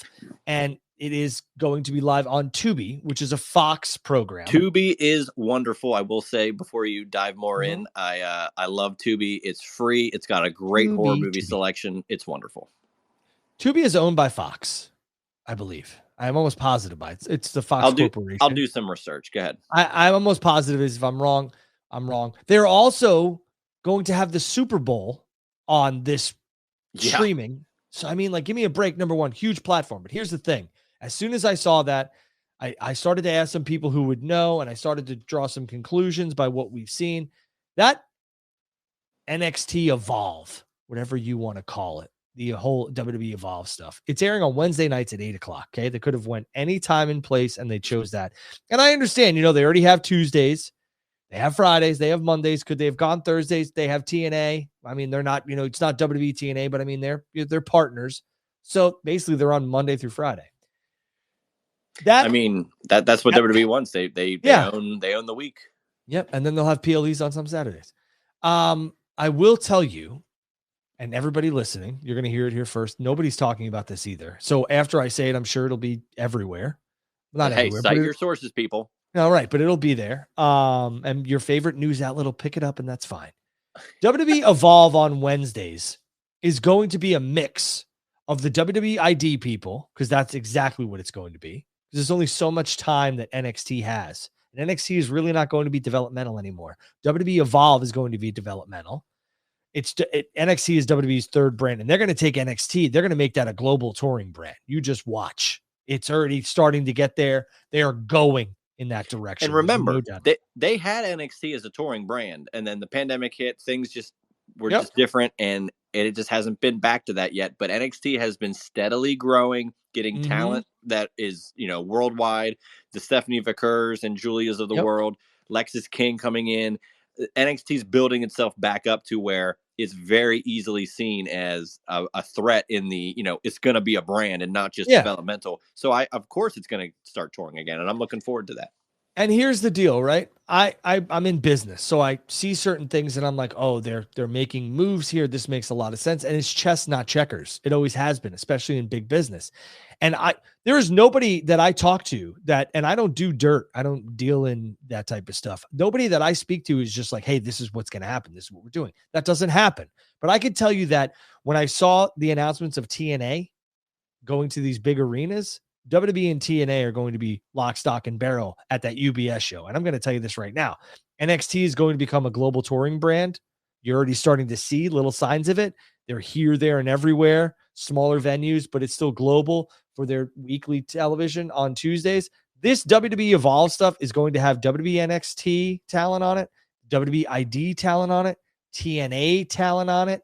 And if you don't think that WWE is going to put some heavy hitters from NXT on some of these Evolve things that's going to take place in the Performance Center with people who are already down in Orlando living there, you're out of your mind.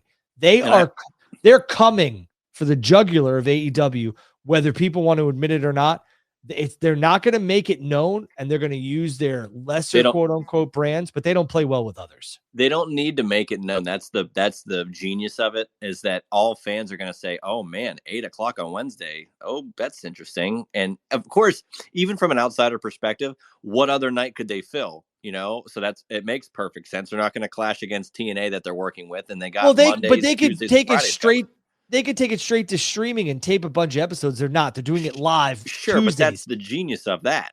And for sure, they're doing it live Wednesdays every night now at the Performance Center because they already have had shot television from there. The WWE ID people, it's going to get them the necessary TV time, and they're going to mold their future WrestleMania stars on this show. And you want to hear some stats on Tubi? So it's been around since 2014, which I did not know. I was only aware of it in 2020 during the pandemic, which is when Fox began running it and owning it. As of January of 2025, it has been reported that it has 97 million monthly active users. So it's going to be a pretty broad audience that has access to WWE Evolve. And that doesn't mean, everybody's going to want to watch it. But if you're on Tubi and you notice that that's on and you are a fan of wrestling at any level, you might tune in, you might get hooked, you might be back into wrestling again. Here's the other thing that it does, okay? And it's free. Well, but yep. Here's the other thing it does, though. WWE, TKO have exclusivity contracts. And now this eliminates another potential partner for AEW, Ring of Honor, whatever. They cannot go on Fox. They cannot be on Tubi. Yeah. WWE's on there. And again, it's the little nuances that a lot of people don't pick up on. This WWE Evolve thing was major news, and it kind of just slipped in there on purpose. Oops. Yeah, they're just like, oh, by the way, we're on Tubi. Right. Oops, how'd that get in there? I mean, what's happening now is that WWE and this Evolve brand is going to have WWE, NXT, ID, and TNA talent on it. And I'm going to tell you what, that's big. It's big because what it does is it's competition for AEW, and it also eliminates a potential streaming partner for them. That's it. Yeah. It boxes out the competition while elevating their own talent and brands. Correct. It's a genius idea. And would you like to touch on AEW before we get to some questions potentially by the end of this thing? Yeah, go ahead. So I just want to touch on a couple things from AEW, specifically from Dynamite. I was happy to see the Guns back. I think, loved it. They were probably my favorite part of the original days of Collision. And they have now, gotten so big, and they were, former tag champs, and now they're back in the game, potentially have, going against the Hurt Syndicate. I feel like that's a strong, pairing of four guys there. So what are your thoughts on the Guns coming back? I love the Guns coming back. And guys and girls, if you have a question or you want to make a statement, whatever, hit that request button. We'll bring you back up, and then we will get to you in the order they are received. We're going to start the question portion very shortly. Yep. And Tama Nato is going to be the first person we go to after me and Juice get through this stuff. So stay ready. But here's the thing. Yeah, love the Guns. And I said, I don't think the Guns taking on the Hurt Syndicate next week is going to be the first and last time. I think the Guns are going to have a decent feud here with the Hurt Syndicate, and I'm here for it. I love that the Guns are back. Young tag team, a lot of charisma, ton of potential. We'll wait and see. I'm happy they're back. Okay, and we're gonna kind of not rapid fire, but I just want just your notes on it, and then we'll move on because I have a couple more things. Hobbs and Big Bill seemingly not done, and I love that they had the you can choke slam a guy that's a local talent on the floor. I can do the same thing, and I don't know. I want these guys to continue to have interactions. I'm not sure if there's like a gimmick match that they could have that would really, satisfy the feud, but just another one-on-one match I'd be here for. What say you? For sure. I love Hobbs, and I'm a big fan of what Bill's, been doing, Big Bill. I'd love to see Big Bill get away from Jericho. Not because I don't like Jericho or anything else like that, but I think Bill, the It's fans have time. been the fans have been asking for Bill to do a singles thing since Cardiff. Yeah. So let's move, and let's move now, Strike while the iron's hot. And I feel like that's been a criticism of AEW to a point. I know that they struck whenever the Acclaimed got the tag titles back at Grand Slam a couple years ago, and they've done it at times, but I think they should do it, potentially even more. Strike whenever fans want what they want, and you see the fans interested in a guy like Big Bill, and if he's not stagnant with Jericho, but you see that Big Bill can do things on his own, let him go be on his own. Let him have that opportunity. If it flounders, then that's on him, and you can do what you got to do after the fact. But why not give Bill that opportunity as a singles competitor going forth? That's what I would do. Yeah, I'm with you. I also, the main event, Swerve losing to Ricochet. What does this mean for Ricochet? Does this mean, a world title opportunity in his future? Are they not done yet? I think you're more than likely going to see a gimmick match between the two, whether that's a first blood match or, something more extreme. I'm sure it's going to happen.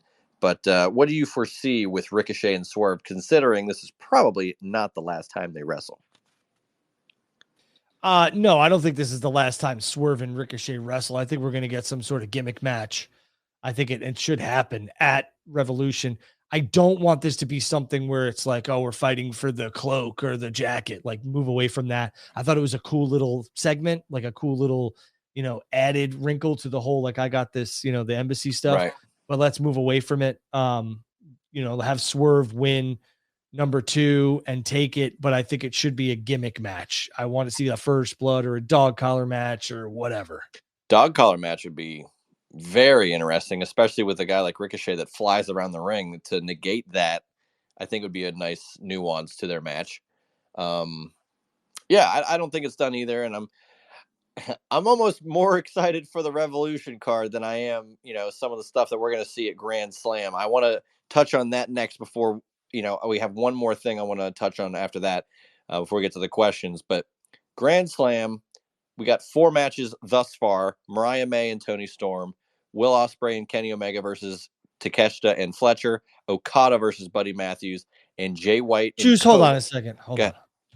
What can we talk about this for a quick second? Was this not branded as like a big show, like a pay-per-view? I know it wasn't fully like, yeah, this is a pay-per-view, but this was not just and me.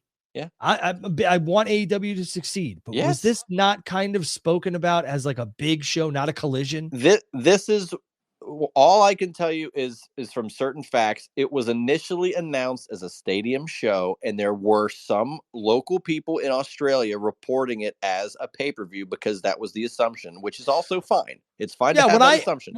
But I asked Tony at the Full Gear Scrum in November, shortly after that announcement, Tony said it would be very difficult logistically for it to be a pay-per-view, and it likely will just be a TV special, and it's never changed since then. So go ahead, Drew. And they switched from a stadium.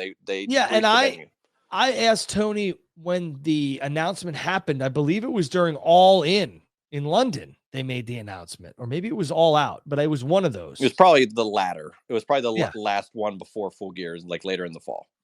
So, and I asked him, I said, how is this going to be distributed? And he's like, well, I don't know, but I could tell you, we're going to have good partners with streaming with WBD and everything else like that. And I was like, that's a big deal, a stadium. And he was like, yeah, we're looking forward to it. And, we have great partners and we can't wait to distribute that. All he had to say right then and there was, hey, it's going to be, what it's always been, which is an episode of Dynamite and Collision, but we're going to have a lot more pomp and circumstance with it. And he didn't.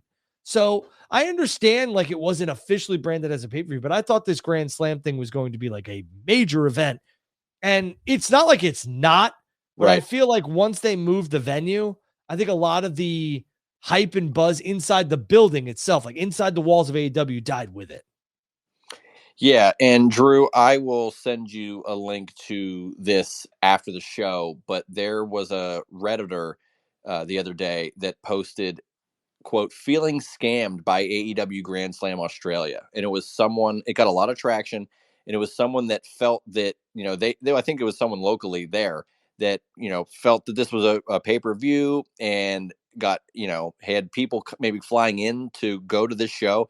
And when it turned out to not be what he felt, and no matter when, I'm not sure when he realized it, but he said he felt duped, and it got a lot of traction. And it's been this discourse of, was it ever a pay-per-view? Was it not? Yeah, I think these people are so disingenuous at times. Though, like No, this guy was going regardless. Like, miss me with the whole like that, like a refund. Well, again, Drew, I'll send you the link later, and we can discuss what your true thoughts. I don't want to do after this. I want to eat dinner, and I want to read some morons rant and rave about how he did. Okay, you can bookmark it and read it some other time. I'm just saying, Drew, it's a different perspective, and it's just interesting because this has been something that people have been discussing. I'm not coming at you. I love how everybody makes, like, when it doesn't go exactly how people planned or whatever, they just sit back and they're like, that refunds, hate it, complain. Let me speak to your manager.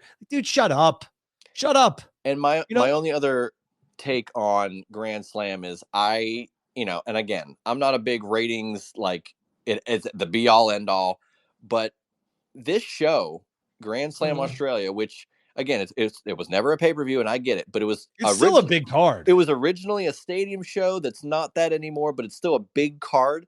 It is going to go on after the NBA All-Star, like, fun dunk contest, 3-point contest festivities. Who knows what time that actually will be?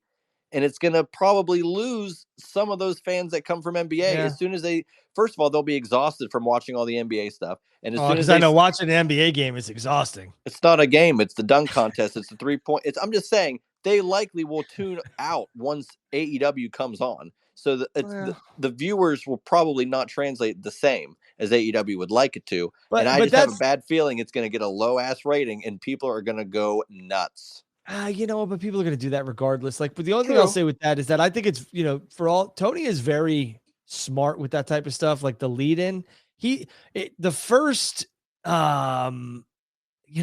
like 15 minutes is probably going to be well over 1 million. And that's what Tony's going to tout. And that's fine. And again, you should want to, I think it's a smart idea to come after the NBA stuff. And, again, you're going to probably attract some viewers there, but my issue is that it's so late in the day. Like, it's just not, I don't think it's not ideal. What time is it like coming on? Is it like 11? It could be, but it's, again, the NBA stuff is live, so it's whenever they're done. So who knows how long it'll actually take? That's the results will be out there. So I don't think it'll be like. You're right. You're probably right. It's going to be tough to pop a huge rating. One more thing I want to touch on before we get to the questions. And Drew, this could be a whole nother episode, but I just want to get your quick thoughts. I see you, Mike. Hold on. A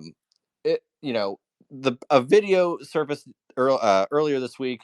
It was a 30-second clip taken out of context, but the discourse is still there. We talking about the Costco boys? No. Oh. We're talking about Dave LaGreca saying that storylines are so much more important, that Jey Uso, having emotion in the ring is what it's all about.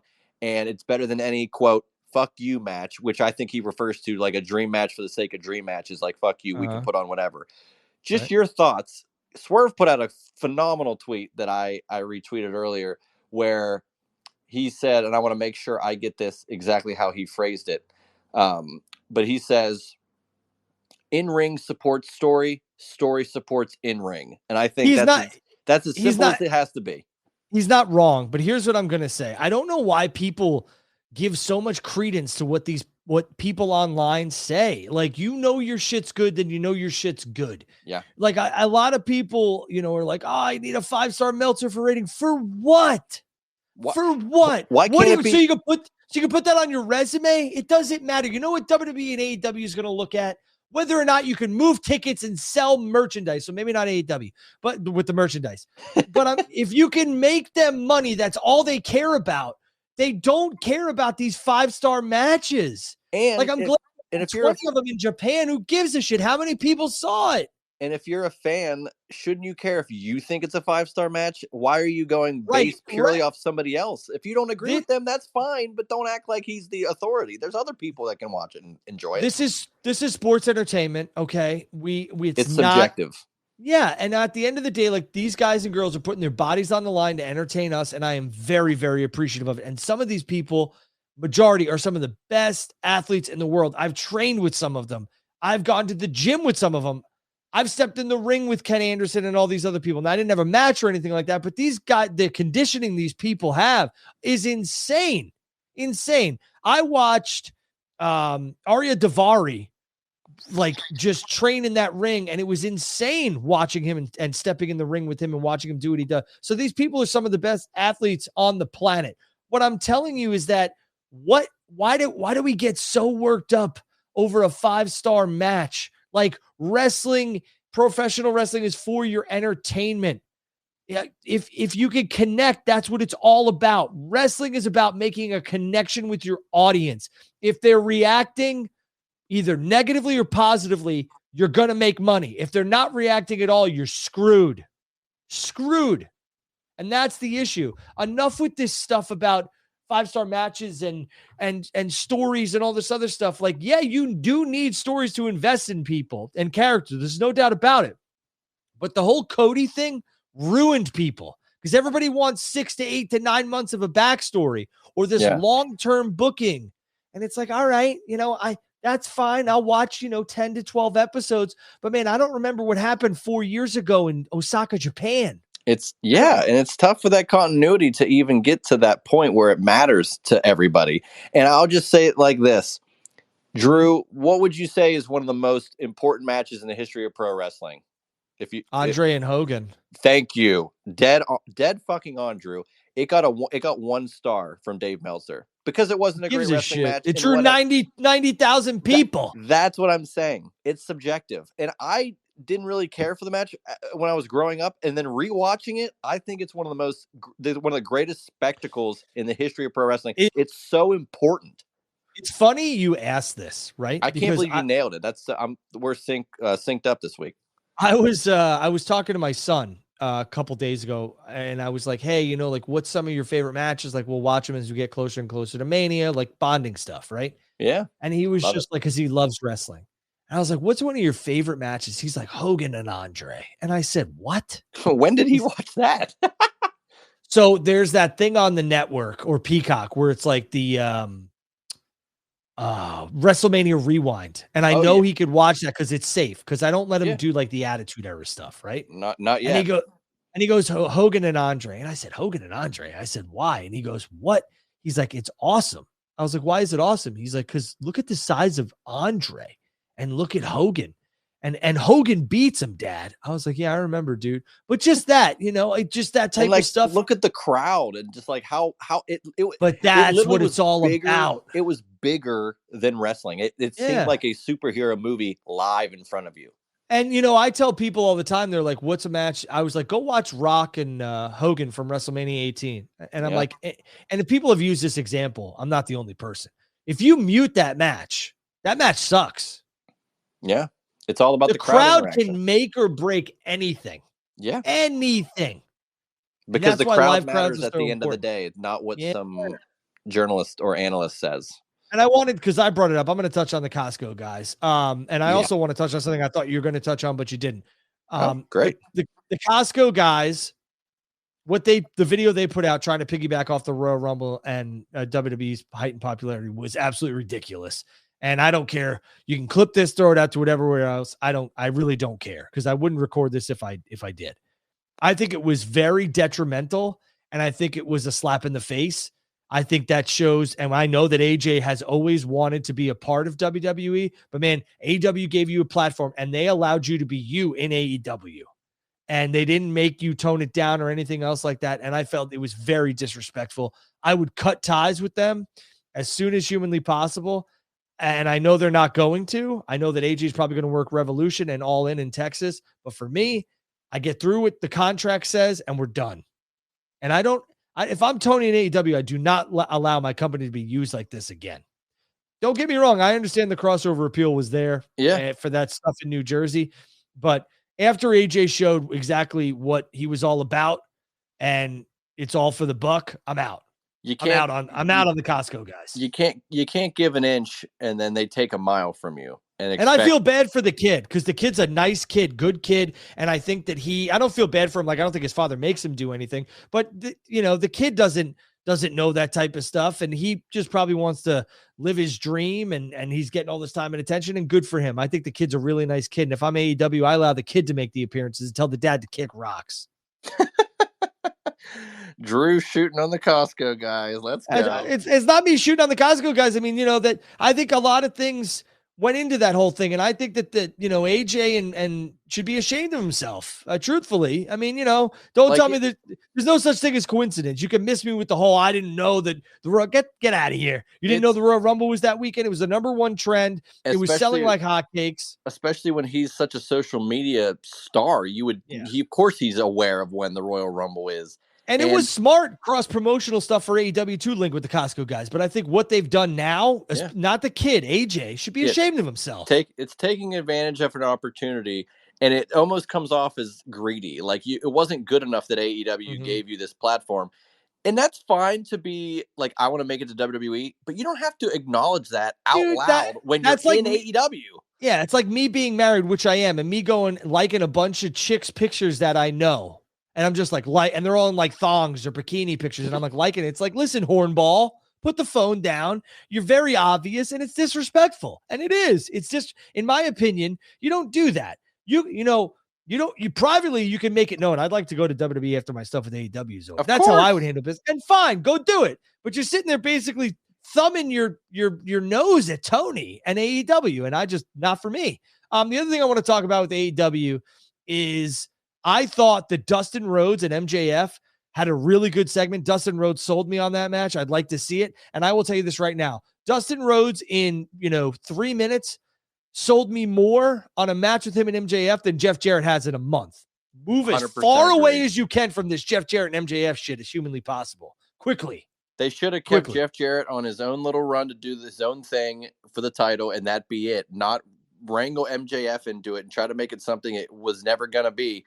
And now you get the Dustin Rhodes thing, which is, like you said, it's literally what the Jeff Jarrett thing should have been, but they couldn't produce it for some reason. And now you get Dustin Rhodes involved. It's not that I don't like Jeff either. I think Jeff, has done a lot of things for the industry, and God bless Jeff Jarrett. He makes money everywhere he goes. Shrewd businessman. But I don't think anybody and their mother wants to see this Jeff Jarrett MJF stuff. And I damn sure don't want to see Jeff Jarrett winning the world championship. It's not because I don't like Jeff.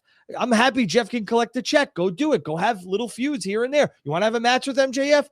So be it. Go do it. But get over and done with it because it ain't working. And the Dustin Rhodes stuff with Max did work and is working and has me wanting to watch a show on Tuesday. So that's just me. Yeah, and I'll be interested to see how that plays out. So, I mean, kudos to them for having that match, or at least that promo segment to even get to this point. Yeah. Anything else before I go to Tama Nato, because he was the first one? I don't think I have anything else. We touched on the Rumble, we touched on AEW and Grand Slam. So let's send it to those that are listening and have been very patient with us. Tama Nato, what's up? Hey, what's up? Well, about my name, it's kind of like a gimmick of Tama Tonga. Yeah. All right, I like it. But, what's up? What's on your mind? So I wanted to touch on a couple things from Elimination Chamber leading to WrestleMania. One, supposedly the rumor is Seth Rollins, Roman, and Punk at WrestleMania at Triple Threat. But for what though? Like, what does that matter? Like, everyone's talking about this. Stakes there, unfortunately. What? Go ahead. Why do you think that match is going to happen? And why do you think people should be invested in that? I think more than likely Roman and Seth, because of what happened at Rumble. And two, I was thinking about a scenario, and some people might not like this. If Logan Paul ends up being in a chamber, I was thinking maybe CM Punk gives a GTS to Cena, and then somehow Logan Paul gets the sneak pin on Cena, and that leads to a match with Cena and Logan Paul at WrestleMania, maybe. Here's my theory. Here's my theory with the whole Logan Paul stuff in the chamber. I agree with you. I think Logan's getting in. But I think a lot of people are overlooking something we saw at the Rumble with Logan and AJ. I think AJ's getting in the chamber too. And I think AJ and Logan continue their little feud, and that gets blown off at WrestleMania. Yeah, because I mean, after Cena's what he said at the press conference, it's kind of maybe lead into Cena getting the win in the chamber and getting, if it's him and Cody. You want to see him and I'll- Cody? You want to see Cena and Cody? Because I do. Do you? I mean, yeah, it'd be a good story. But like, I thought maybe this year they were going to get like Punk get his main event like with one of the titles or whatever. But I just don't know what you do with Punk. I at don't know if you Mania. can get, like I know Punk wants it, and I get that. I totally get Or it. let's say wait till next year. Yeah, but, you could, but I mean, you don't know how much, miles he's got left in that body. I love me some Yeah. CM Punk, but let's just call it what it is. Punk said a lot of things negatively about WWE. So did Cody, but Cody was always a pro's pro. Punk, and I, again, big Punk guy, but Punk took some shots at WWE. I think there's a little more time, a little more equity that Punk needs to stay on the straight and narrow before they give him exactly what he wants. Because also, you got to remember, Triple H, Paul Levesque's a smart man. What happens if you give Punk that main event and he just says, I don't want to do this anymore, and lights the world on fire and causes chaos backstage in WWE because he finally got what he wanted? They did this with Lesnar at times too. And then they gave Lesnar everything they wanted, and then it was like, shit. So look at Ronda. Yeah. They gave Ronda everything, and then Yeah, Ronda if burned Punk- those bridges. Yeah, if Punk did that, then he would probably lose his last straw with WWE if he did something like that. Yeah, he's But on his best also- behavior now. After what happened to end of Raw, it looks like we're going to get KO versus Sammy at WrestleMania. No, probably. I think it's gonna be the Chamber, man. I Yeah, think it's in Toronto. It'll happen in Canada because they've already done a tag match together at Mania and a one-on-one at Mania. I'm telling you right now, Randy Orton, and this is just me, I don't know if it's going to happen. Randy Orton is going to cost Kevin the match at the Chamber between him and Sammy, and then we got KO and Randy at WrestleMania. That's just my prediction. If Yeah. it doesn't happen, it doesn't happen. Here's another match I was thinking about for Mania, and it would give a challenge to Braun Breaker, have like a 6-man ladder match for the IC title at Mania. Dude's trying to kill Braun Breaker. I think hate it's it, a little though. too soon for a ladder match considering we just had the one at Rumble. Otherwise, I'd be on board with that because normally a 6-man ladder match, works. Thank you, Tama. I appreciate the questions, the comments, and some of the concerns. I don't think we're getting a ladder match at WrestleMania. The one thing I will say is there is a dome, a roof on this building, so a cage is possible. I could see a cage match between Sheamus and Braun Breaker. Just me. Bring back the old school blue cage.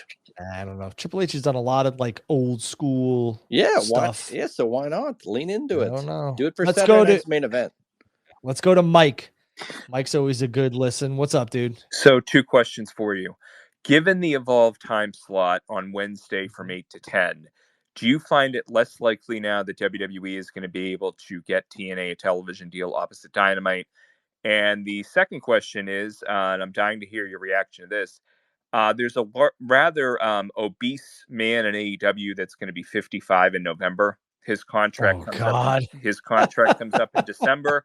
And this rather obese gentleman, he gave an interview today where he very much sounds incredibly delusional about where he is in the current marketplace, which is nowhere. And I wanted to ask you, because this is why this fascinates me. I think this is a big thing. This is a big test for Tony's leadership to not offer this rather large man any contract whatsoever and let him walk out the door because he has zero value and he brings down every single person that he's in, to the point where they are flying him out every week previously to Wednesday, putting him in a broom closet. And he got his first live promo in 2025 on their marquee show, which tells me he probably made Tony uncomfortable enough to put him on the ramp at least, because he won't put him near the ring. What do you think about those things? Mike, stay with me here for a second. I don't believe you were in when I talked about the WWE Evolve stuff. And here's what I'll say about the WWE Evolve stuff that I don't think a lot of people are talking about. And I want you to kind of comment on it as well as I run through it.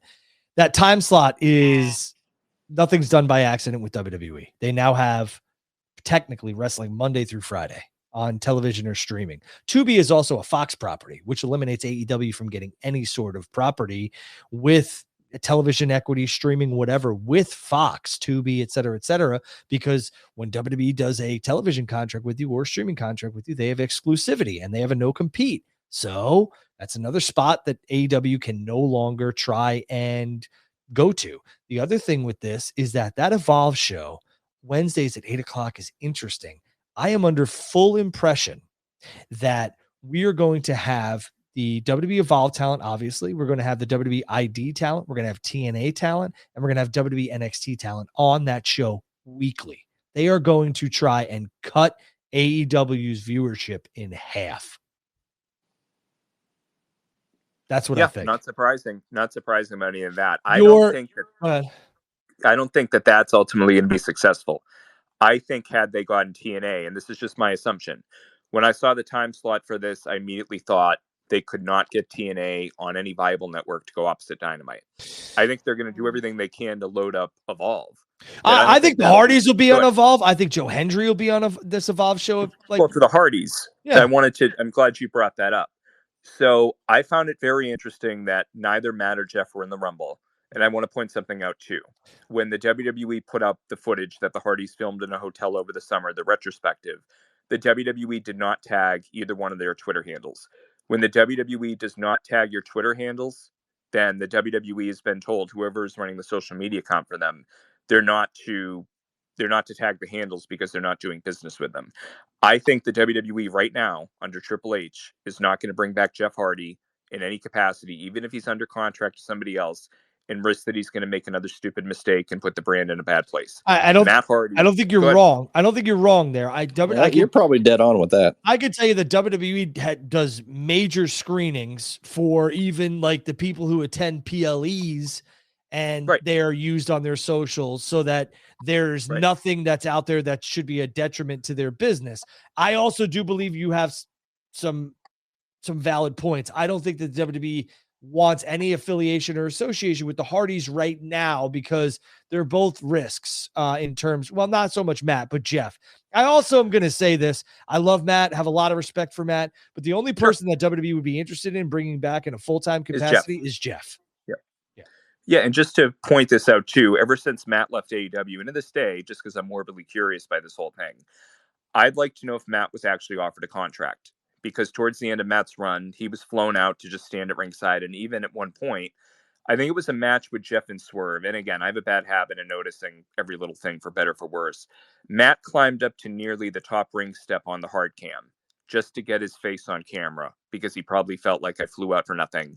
And maybe Tony was flying up Matt simply to babysit Jeff. I don't know. But Matt would have never pulled that stuff in WWE.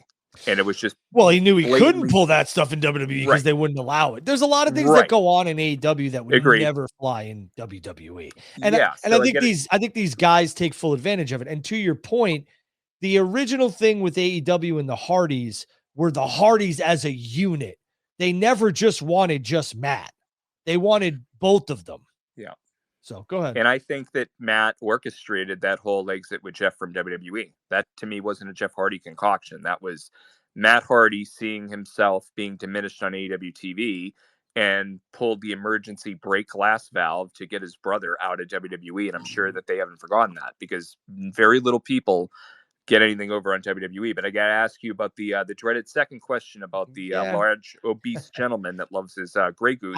I think I know you do not like who we're talking about, and I get it.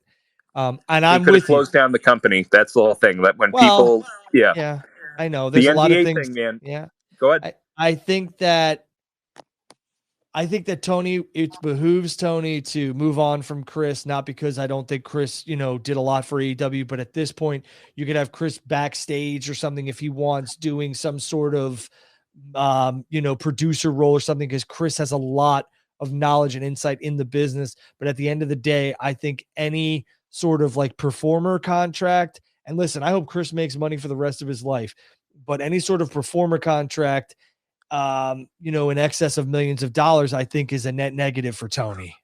That's just me. If you have time, before I let you go, if you have time, go look at some of the comments that were aggregated from his Chris Van Vliet interview. Something he said struck me because he is large. Just go ahead and tell me. Yeah. So he said about people in the public eye having their reputations go through cycles. He's trying to say, read between the lines. Yeah, a lot of people know the stuff I pulled years ago, putting a female talent in an uncomfortable position. But guess what? People move on from it. And if you read that, you'll see what I'm talking about. It's very much read between the lines. But he's aware that his reputation shot. It's just he's trying to say that he still has value on TV, and he doesn't. I'm the devil's advocate guy. He was important for the company to go off the ground because the former head of TNT required a big recognizable name to move forward with this wrestling project. And Jericho was that at that point. Yes, absolutely. And he also, and this is what I bring up all the time about this, the same guy that helped start this company, his actions, had they gone up to Warner Brothers Discovery, they didn't have a TV deal at the time. They had a prove-it deal, I want to say, for a couple months before the former head of TNT gave them an actual long-term deal. He could have killed this company with his actions. And that's why, again, I can't stand the guy. I can't stand phony people. Yeah. And you also have to remember, and this is the markdom of me knowing this, but Tony Khan was at Chris Jericho's final ECW show. Right. So I think he has strong ties to keeping him around at any capacity, even if it's at a detriment. So at best, maybe he keeps him just off TV, but still, you know. And I get that, but this is not Jericho from 01. This isn't even Jericho from 2011. Of course it's not. You know, we're looking at that. Listen, big fan of what Jericho has done for the industry in terms of, you know, the wrestling industry, and what he's given to the wrestling industry. And I have a lot of respect for Chris. Whether or not you agree with what he's done or how, that's neither here nor there, in my opinion. I'm not getting into that.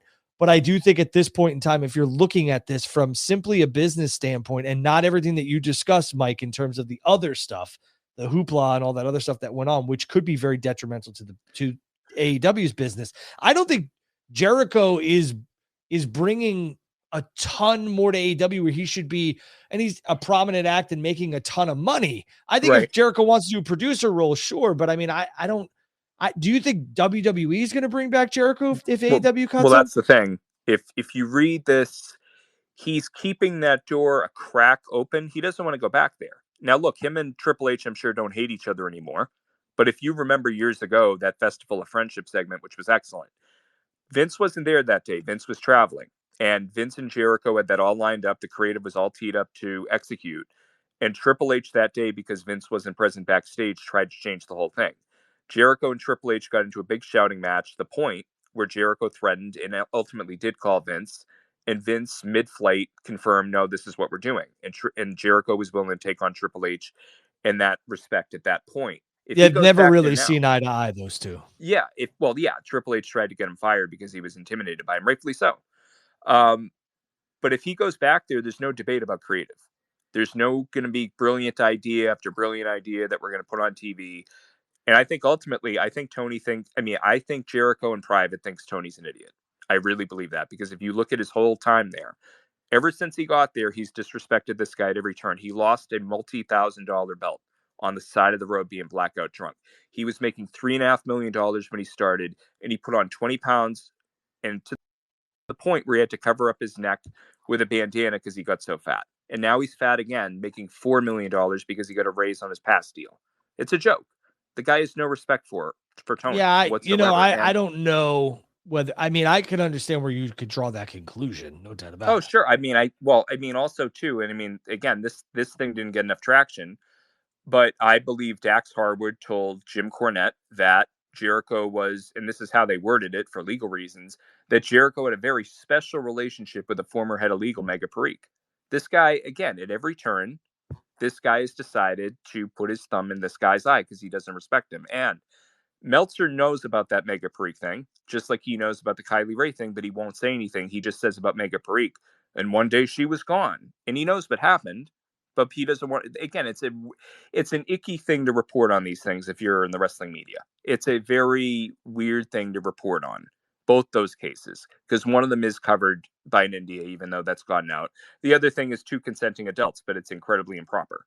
But that's what this guy is, and to bookend it, I think if Tony keeps him around in any capacity, just my opinion, I think that's incredibly poor leadership. You should let this guy go out the door because he's a black hole financially, and he's not there for the best interest of the company. He doesn't give a shit. Do you think it'd be better for value? Oh, sorry.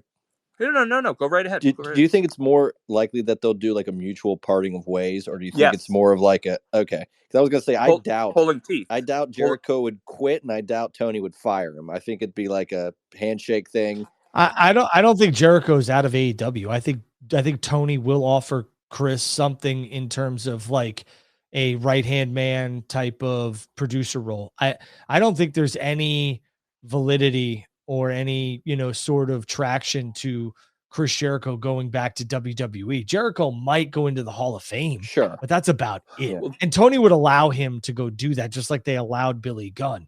They're not.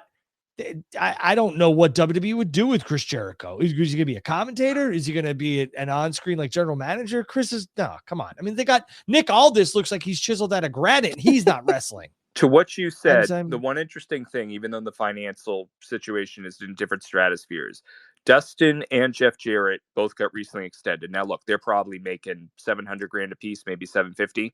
They're very easy deals to get done. This guy's making $4 million. So if you were to, hypothetically speaking, you want to go to him in some kind of advisory role, the money there isn't going to make sense. So I think the whole thing, just to bookend this, they can't make him an offer without insulting the man. So I think you're going to see a Cody and Brandy like release statement, even though he's not going to want that. He's going to go out of this company kicking and screaming based off what he said in this interview today, because he does not believe that he's lost value. He really, truly believes he can get over this funk that he's entering right now. And Matt Hardy, by the way, says the same thing. Matt Hardy and Jericho have adopted the phrase online fans driving Matt out of AEW. And Jericho's now saying the same thing. It's not the online only fans. People are sick of him. The act isn't good. Nobody's getting entertained by it. Big Bill is somebody, we all see it, I think, that can be a big star. Yeah, we And talked the about that problem- earlier. He needs to get out of this learning tree thing. And it's not going to happen, I think, until the fall. I think that Tony, ideally, would have Big Bill beat Jericho on the way out. But the other thing, too, the ROH belt is around his rather large waist right now. And people think Bandito's getting the belt off him. I think Jericho's going to hold that until the summer, because that's the one piece of leverage Jericho has right now. As stupid as it is, the belt doesn't mean anything. But that's something he's going to want to try and hold on to just to have some kind of value. So I think the whole thing's going to be a mess. I hope I'm wrong. I think we need to send Mike a Jericho shirt. I was going to say, and has Chris Jericho personally ever done anything? No. I to just, slight you, man. Look, I'm a big football fan, Yeah. and it's like Jericho went to something with Tim Tebow years ago. And for those that don't know, Tim Tebow is a guy that had. He was a god in Florida. Yeah, there you go. Well, yeah, so there you go. So Tim Tebow is a guy that's always been who he's presented himself to be, which I respect. Yeah. I respect that so much. And again, whatever the lifestyle you choose to live is up to you, but I respect the hell out of him for that. Mm-hmm. This guy went to one of his functions years ago, Mr. Irvin, and wearing his big cross. Like if you guys notice, whenever this guy does media, and he's very careful with who he allows to interview him, because he's trying to avoid that Kylie Ray question to this day. And I'll point this out once again. He hasn't done a scrum since all that came out, because there's still some people thinking there's nothing to that. Tony Is that didn't deny true? what He happened. hasn't done one Yes. scrum? No, I've Nope, been at not a bunch. since- I don't remember not seeing since- Jericho at any of Nope. them. Because, and Tony, by the way, when Tony was asked about this, Tony didn't deny it. He called it unsourced internet rumors, which, again, Tony's very litigious. He's very educated in all things legal. There was no denial there. And Kylie Ray, without saying this man by name, pointed the finger to him a couple years ago and poked her head out a couple weeks ago about the same subject. So again, it happened. Yeah. And look, it is what it is. But just I'm not saying yet that it happened. I don't know if it happened or not. Just so we're well, very clear. yes, you have every right to your opinion. I disagree.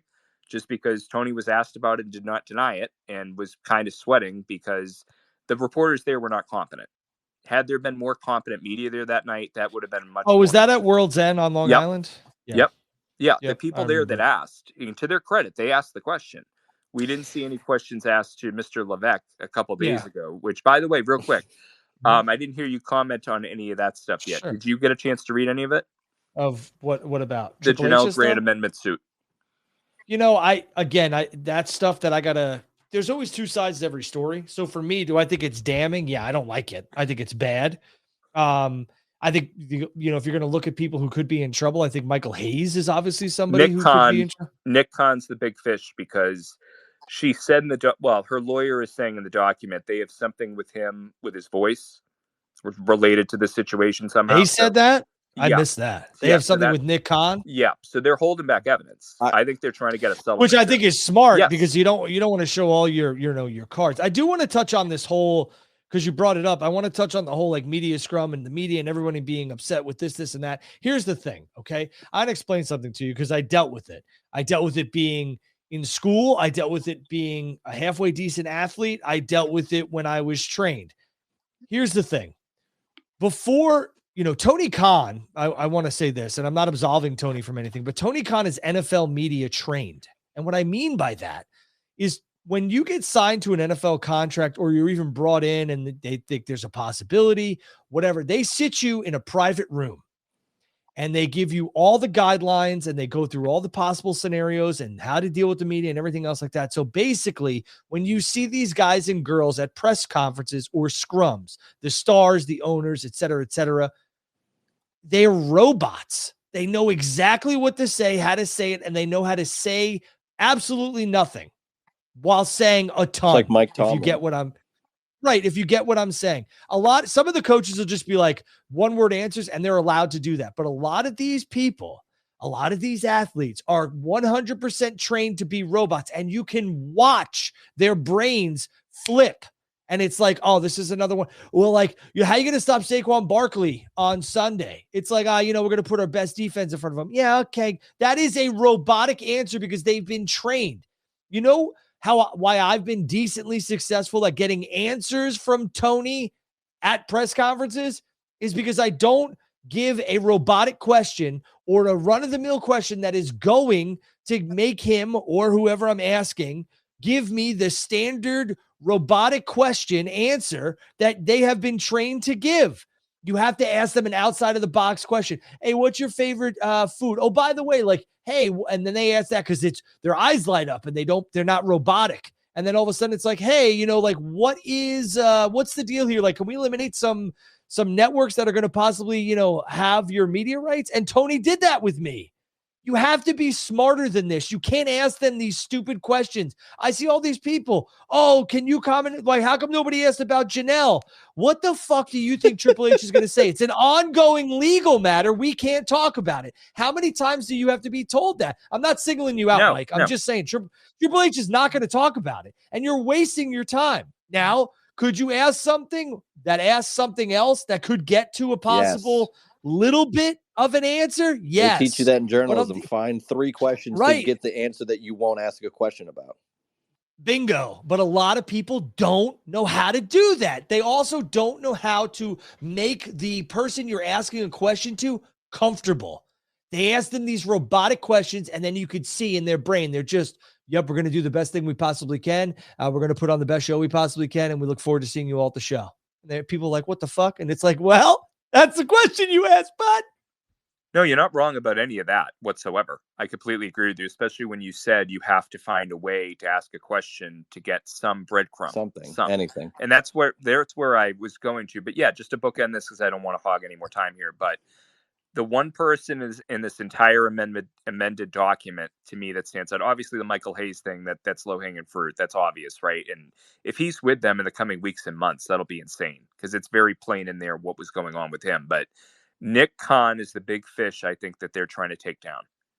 I think when they put out that would be bad for WWE, Mike, because that is the biggest signing that WWE. You don't say. I think Endeavor would settle before they'd let him go. I think between Nick Khan and Triple H, they look at Nick Khan as the kingmaker. They look at Triple H as a very capable person that can steady the ship. Nick Khan is probably the best signing WWE has ever had. Undoubtedly. No, he's been incredible. Yeah. It's anybody that tries to take away the media rights deal he's done. I mean, they haven't been paying attention, but that's the one person that this amended suit is signal flaring. And I think there's a good chance they settle because there's an arbitration hearing in a couple weeks, and that could end this whole thing.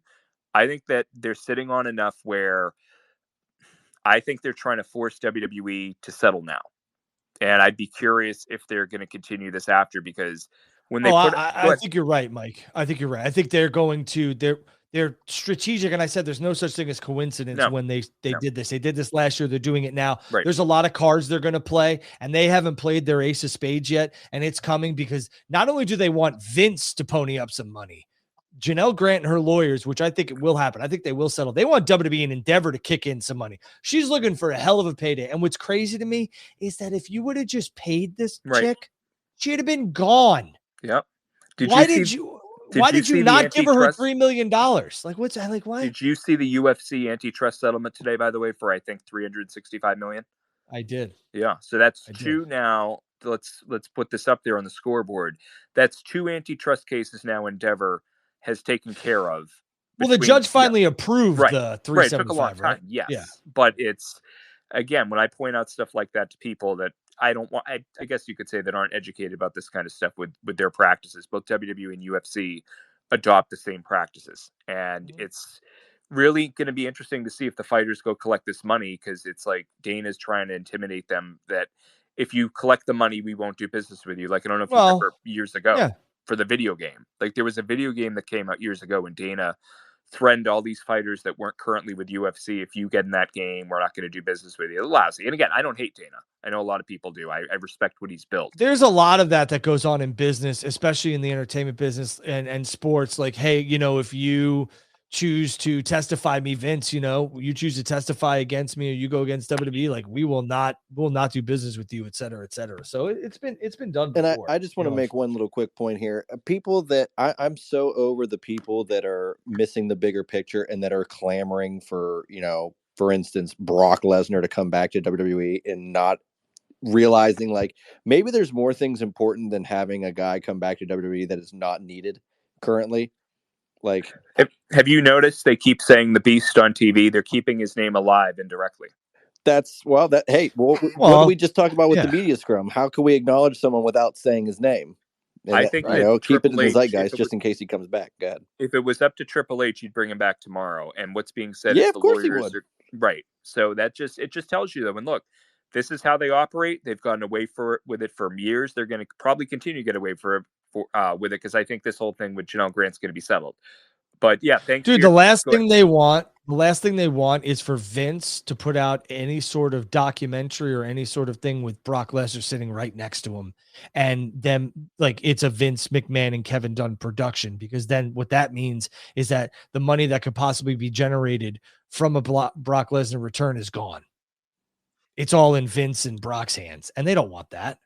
And they want this settled so that they can get not only Vince McMahon away from the WWE TKO Endeavor stuff, but they could also get Brock probably back on their television so they could generate revenue off him. Yeah, and thank you again, guys, for indulging me. I don't mean to take up so much time, but thank you again both for indulging me. Absolutely, Mike. It was fun. Thanks, Mike. Sorry about Chris Jericho, man. I don't know what to tell you. I know you don't like the guy. I get it. Thank you, Mike. Phil, what's up, dude? Hey, guys. How are you? Good, man. How are you? Phil? Good. What's going on, Juice? Same old. What do you got for us? All right. So I want to talk to you guys about the Elimination Chamber, mainly the women's one, because I do believe that, first of all, I have to say, just because Io Sky lost to Liv Morgan does not mean the end of the world. That entire situation was kind of crazy. I might have, gone a little bit overboard when it came down to that whole situation, but I don't even still think that Io Sky losing is the end of the world. In fact, I still do think she's going to go to WrestleMania and face Rhea Ripley. The only thing is that I think she'll just have to do some sort of last chance type of opportunity, because they always do that kind of deal all the time.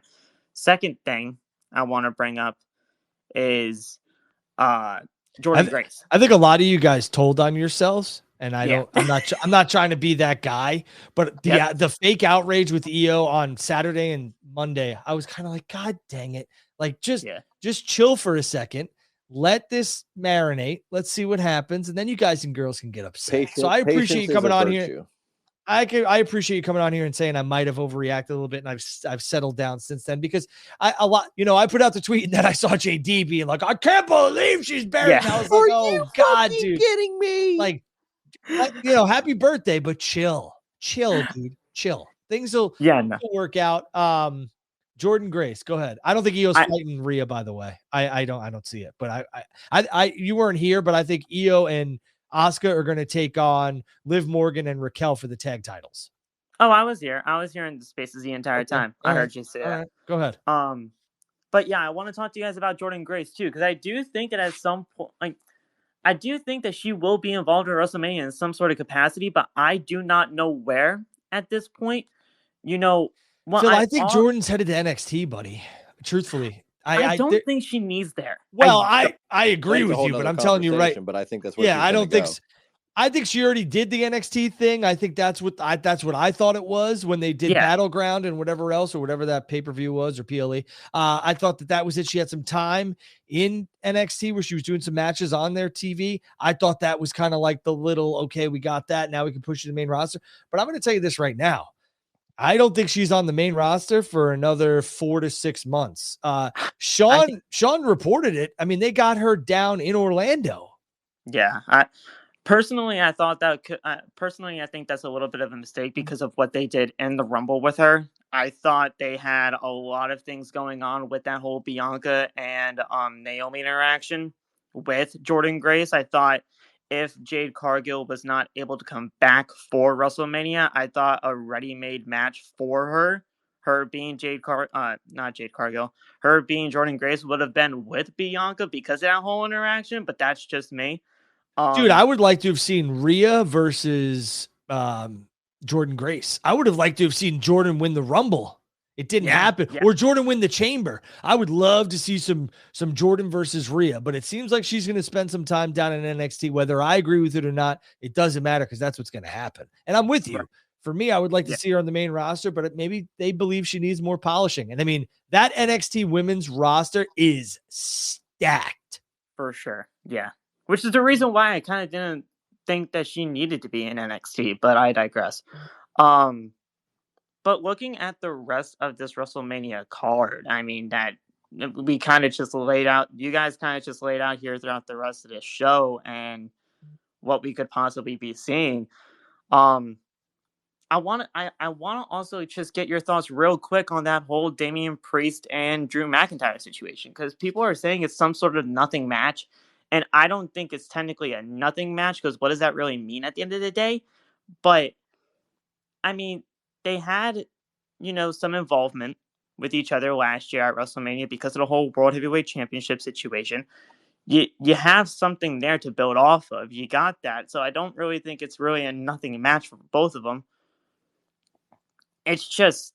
It's something I guess we've seen before, and that's why people are so upset about it. Well, I think you're spot on. What the hell is a nothing match? I think people expect every match to have a title or huge stakes, and when it doesn't happen, it's like, oh well, it's nothing. But like, there's a lot of meat on that bone to me. Yeah, and I don't like the whole nothing. This is a nothing match. I agree with you. What the hell is a nothing match? A match is a match. The whole point is getting people to invest in it.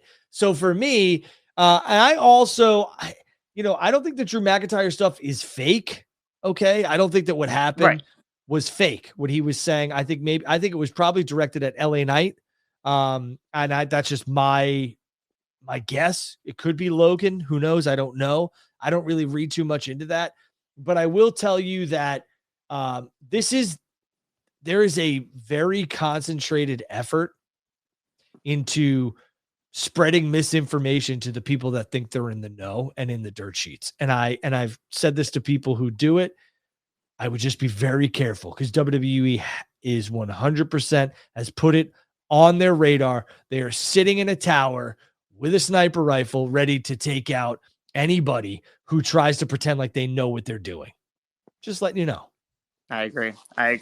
One more final thing, and then I'll let you guys go, because it involves John Cena and the World Championship picture. I'll just say that I do think that there is a very legitimate chance that he could win that Elimination Chamber because of how much, that goes into the advertisements of everything like that, right? But dude, my kid was so bummed, Phil, when he lost. He was yeeting when Jey Uso came out, and then he was bummed when he lost. But then he saw Cena at the press conference, and he was like, John's going to win the Chamber. And I was like, they got everybody again. Here we go.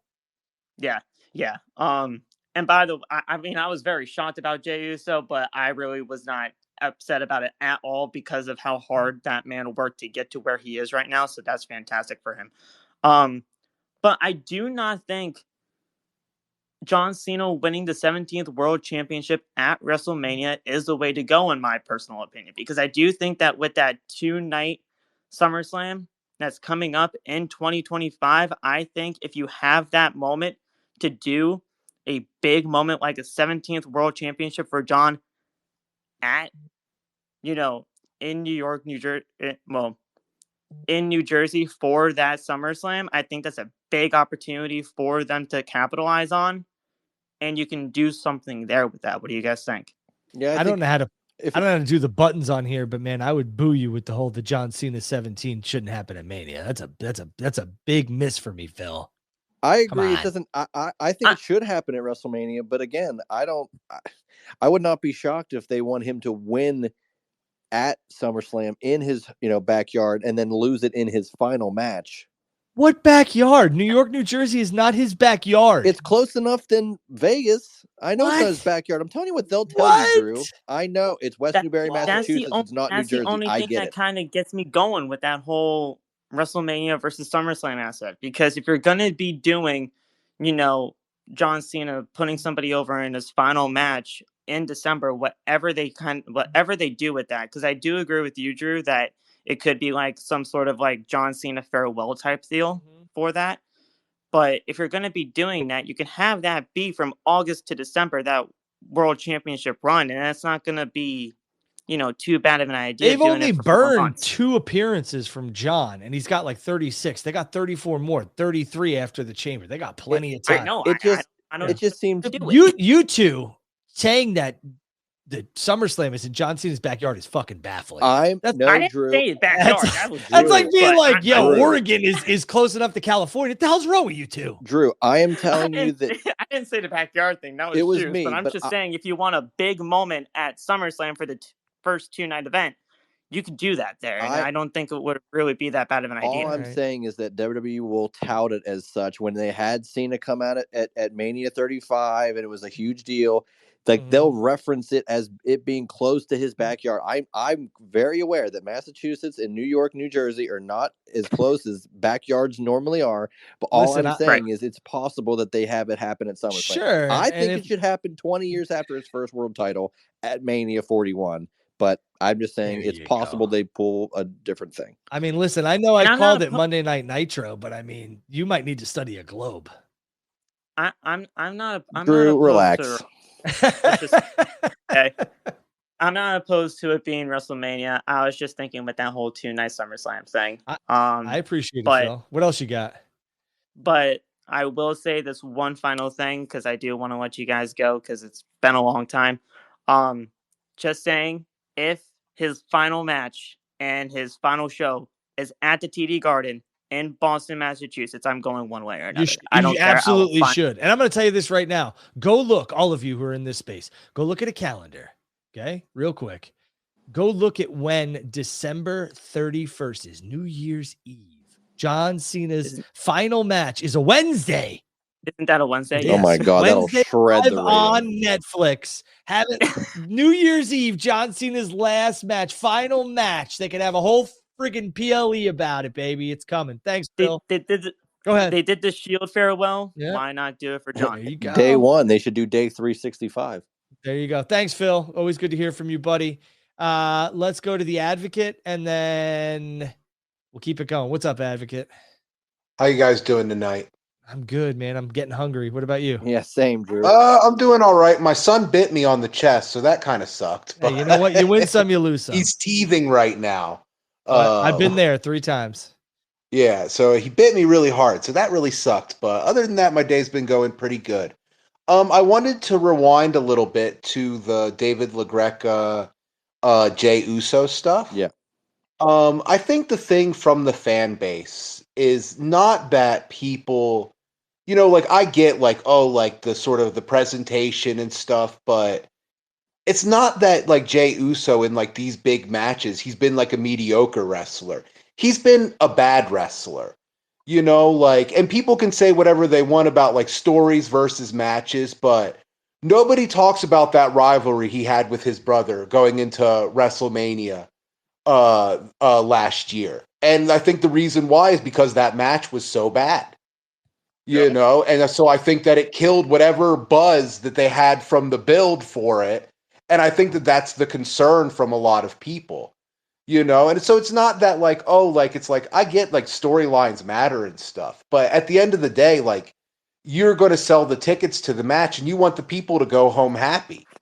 You know, like you don't want them to go home and be like, well, that really sucked. You know, I haven't seen the LaGreca clip. I like Dave, so I'm gonna let Juice handle this one. But for me, it's all about making an investment and having that attachment to the character. Like my son loves John Cena, and I think that's because John Cena wears every color in the arsenal, and he also does the five knuckle shuffle. Yeah, I noticed stuff. when he came back, he came out in that Dodger blue. I'm like, you poser. Yeah, trying to jump on our bandwagon. Get out of here. It's just interesting. So I think there's some validity to, like, you need to make a connection with the crowd. But I haven't seen LaGreca's comments, and I'm the type of guy that if I haven't seen or heard it, I'm not going to give my take on it because it's fugazi. So I'm gonna let Juice take this one. Yeah, I'm not going to spend too much time on it. Like I said earlier with Drew about it, like, I know what he's saying, and he said it in a way that I get, where he said, what Jey Uso did, and it's an emotional promo.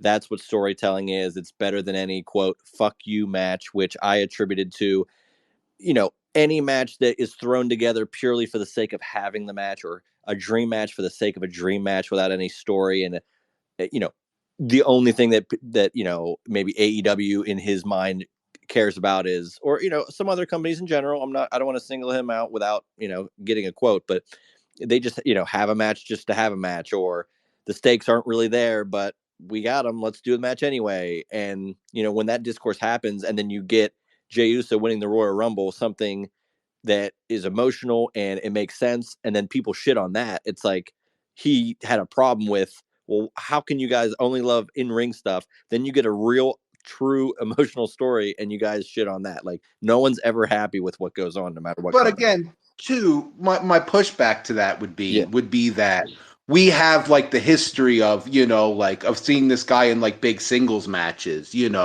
shit the bed. So that's what, like I said, I like Jey Uso. I think that I like the Yeet thing. I think it's all fun. Are you only referring to his Mania match with his brother? No, I mean, I've seen a few of his others. His Gunther match, that wasn't a big match, but that match a couple weeks ago was bad too. His Saturday Night's Main Event match where the crowd was really behind him? Which match was that? The match with Gunther? On Saturday Night's Main Event? Yeah, that was the match with Gunther, right? I don't remember what show it was on. Yeah. And again, it's... Yeah. I thought that match was. Was bad, and that's fine. But the point is that the story was there, and he came so close. Then he wins the Rumble to earn another chance. It's not like he was just given another chance or given another match just to have, quote, a good match with him. He earned the spot, and it's an emotional thing, and the fans were already behind him. So, I mean, I get that, but again, wrestling is subjective, just like any form of entertainment. So, I, the beholder, really. But I appreciate the sentiment. All right. Thanks, Advocate. It's always good hearing from you. We got one or two more, and I gotta jump. Let's go to Nick. What's up, Nick? How's everyone doing tonight? How y'all doing, man? Good, man. How are you? Hanging in there. Man, I'm excited. I actually bought my tickets to WrestleMania. I'm going. It's not only my first WrestleMania, my first pay-per-view ever seen live. I'm gonna be attending that, so I'm pretty excited for that. Did you just hit the lottery? No, I bought night 2, and then if I'm able to get a decent deal on night 1, I'm gonna go as well. But yeah, night 2 is the move, because it's probably gonna be Cena. Yeah, I got a good deal during WrestleMania, not Royal Rumble week, so I was able to get that. So, and hopefully I can do night 1. I can do both, but I'll be happy with just one.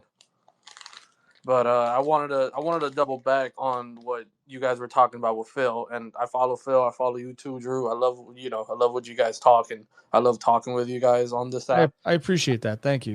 Hell yeah. I wanted to really also talk about the Jordynne Grace stuff, because I did see some people it was uneasy. They didn't understand why Jordynne Grace is going to NXT, and I do agree. She should be on the main roster. She's ready for it. But I also remember Drew McIntyre when he came back, he went to NXT, and he was only there for like 6 months. He was there, won the title, and then left. I don't believe it's a big deal, but I attest that to what's going on around WrestleMania season, and everybody's opinion. If it's not what they think, it's the worst decision ever. Like I remember you tweeted about JD and how he was opposed to with Charlotte and her getting booed.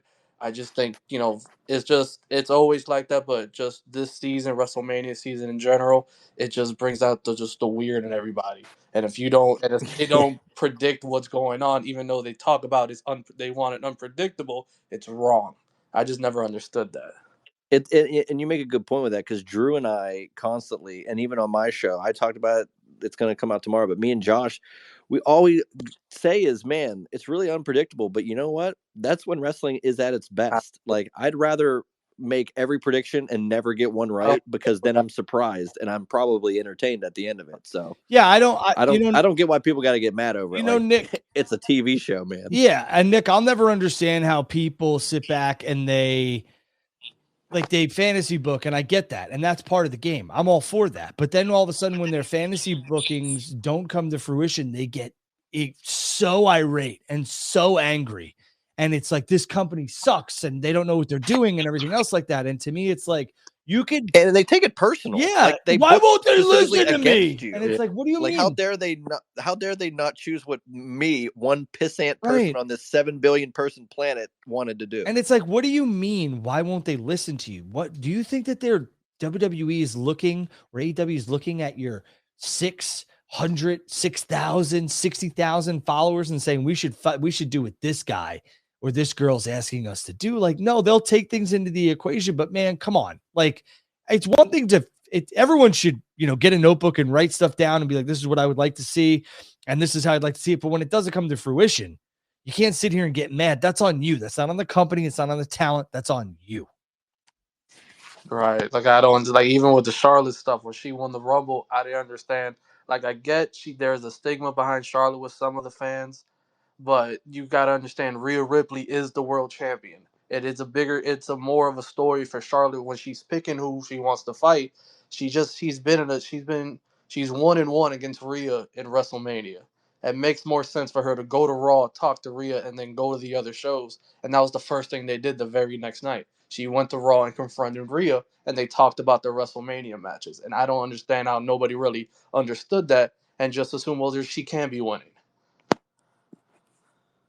Yeah, I thought the whole like Charlotte and Jay thing was absolutely ridiculous. Charlotte's best served as a heel, in my opinion.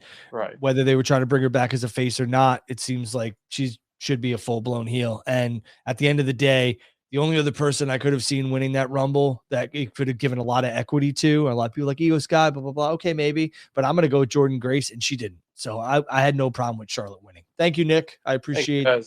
Appreciate it. Yep. Time. We got Lewis, and then I think we're going to head on down the road, try and get out of here right before 10 o'clock. Lewis, what's up, man? Everybody is well. I wanted to ask a question to Andrew. Sure, go ahead.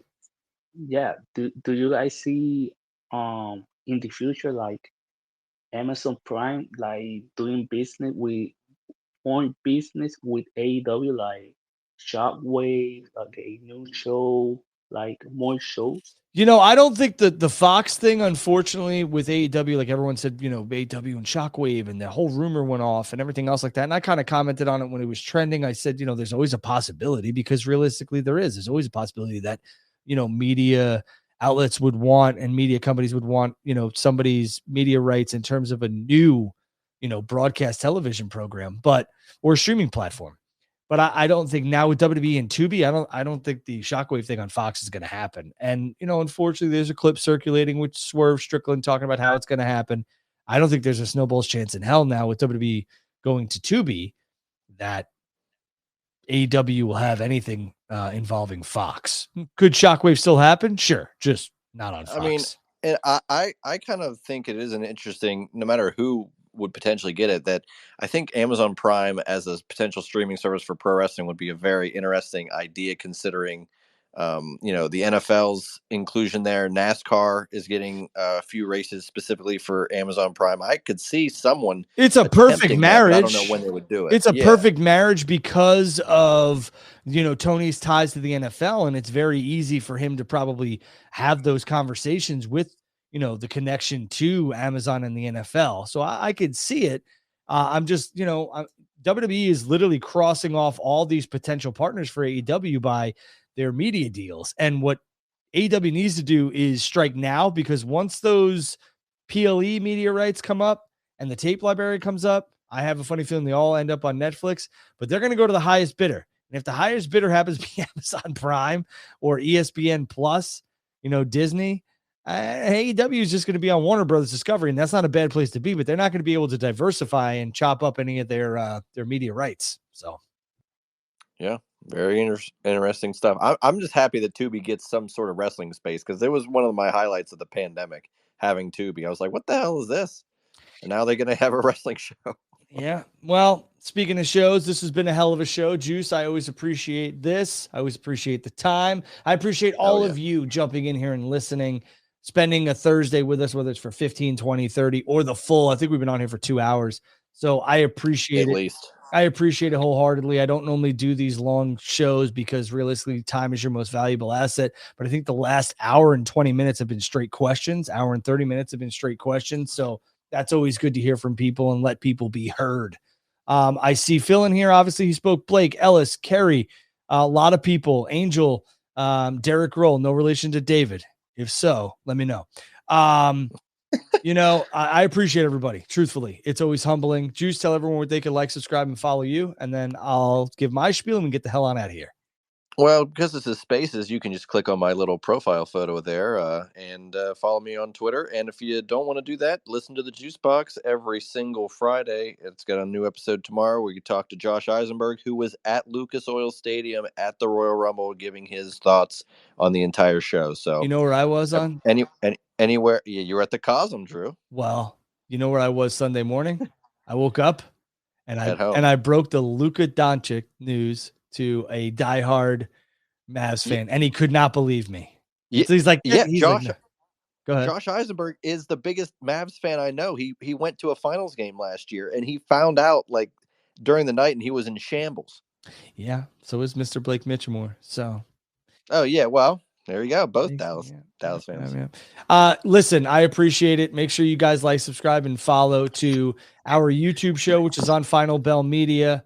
If not, make sure you guys follow us here on X. And again, I'm going to go eat, but I'm going to go watch Two for the Money and then Bookie, because I'm in a sports gambling mood, because the Super Bowl Bookie is so damn good, Drew. What season are you on? I'm up to date. So with second season and with the newest episode I haven't watched yet.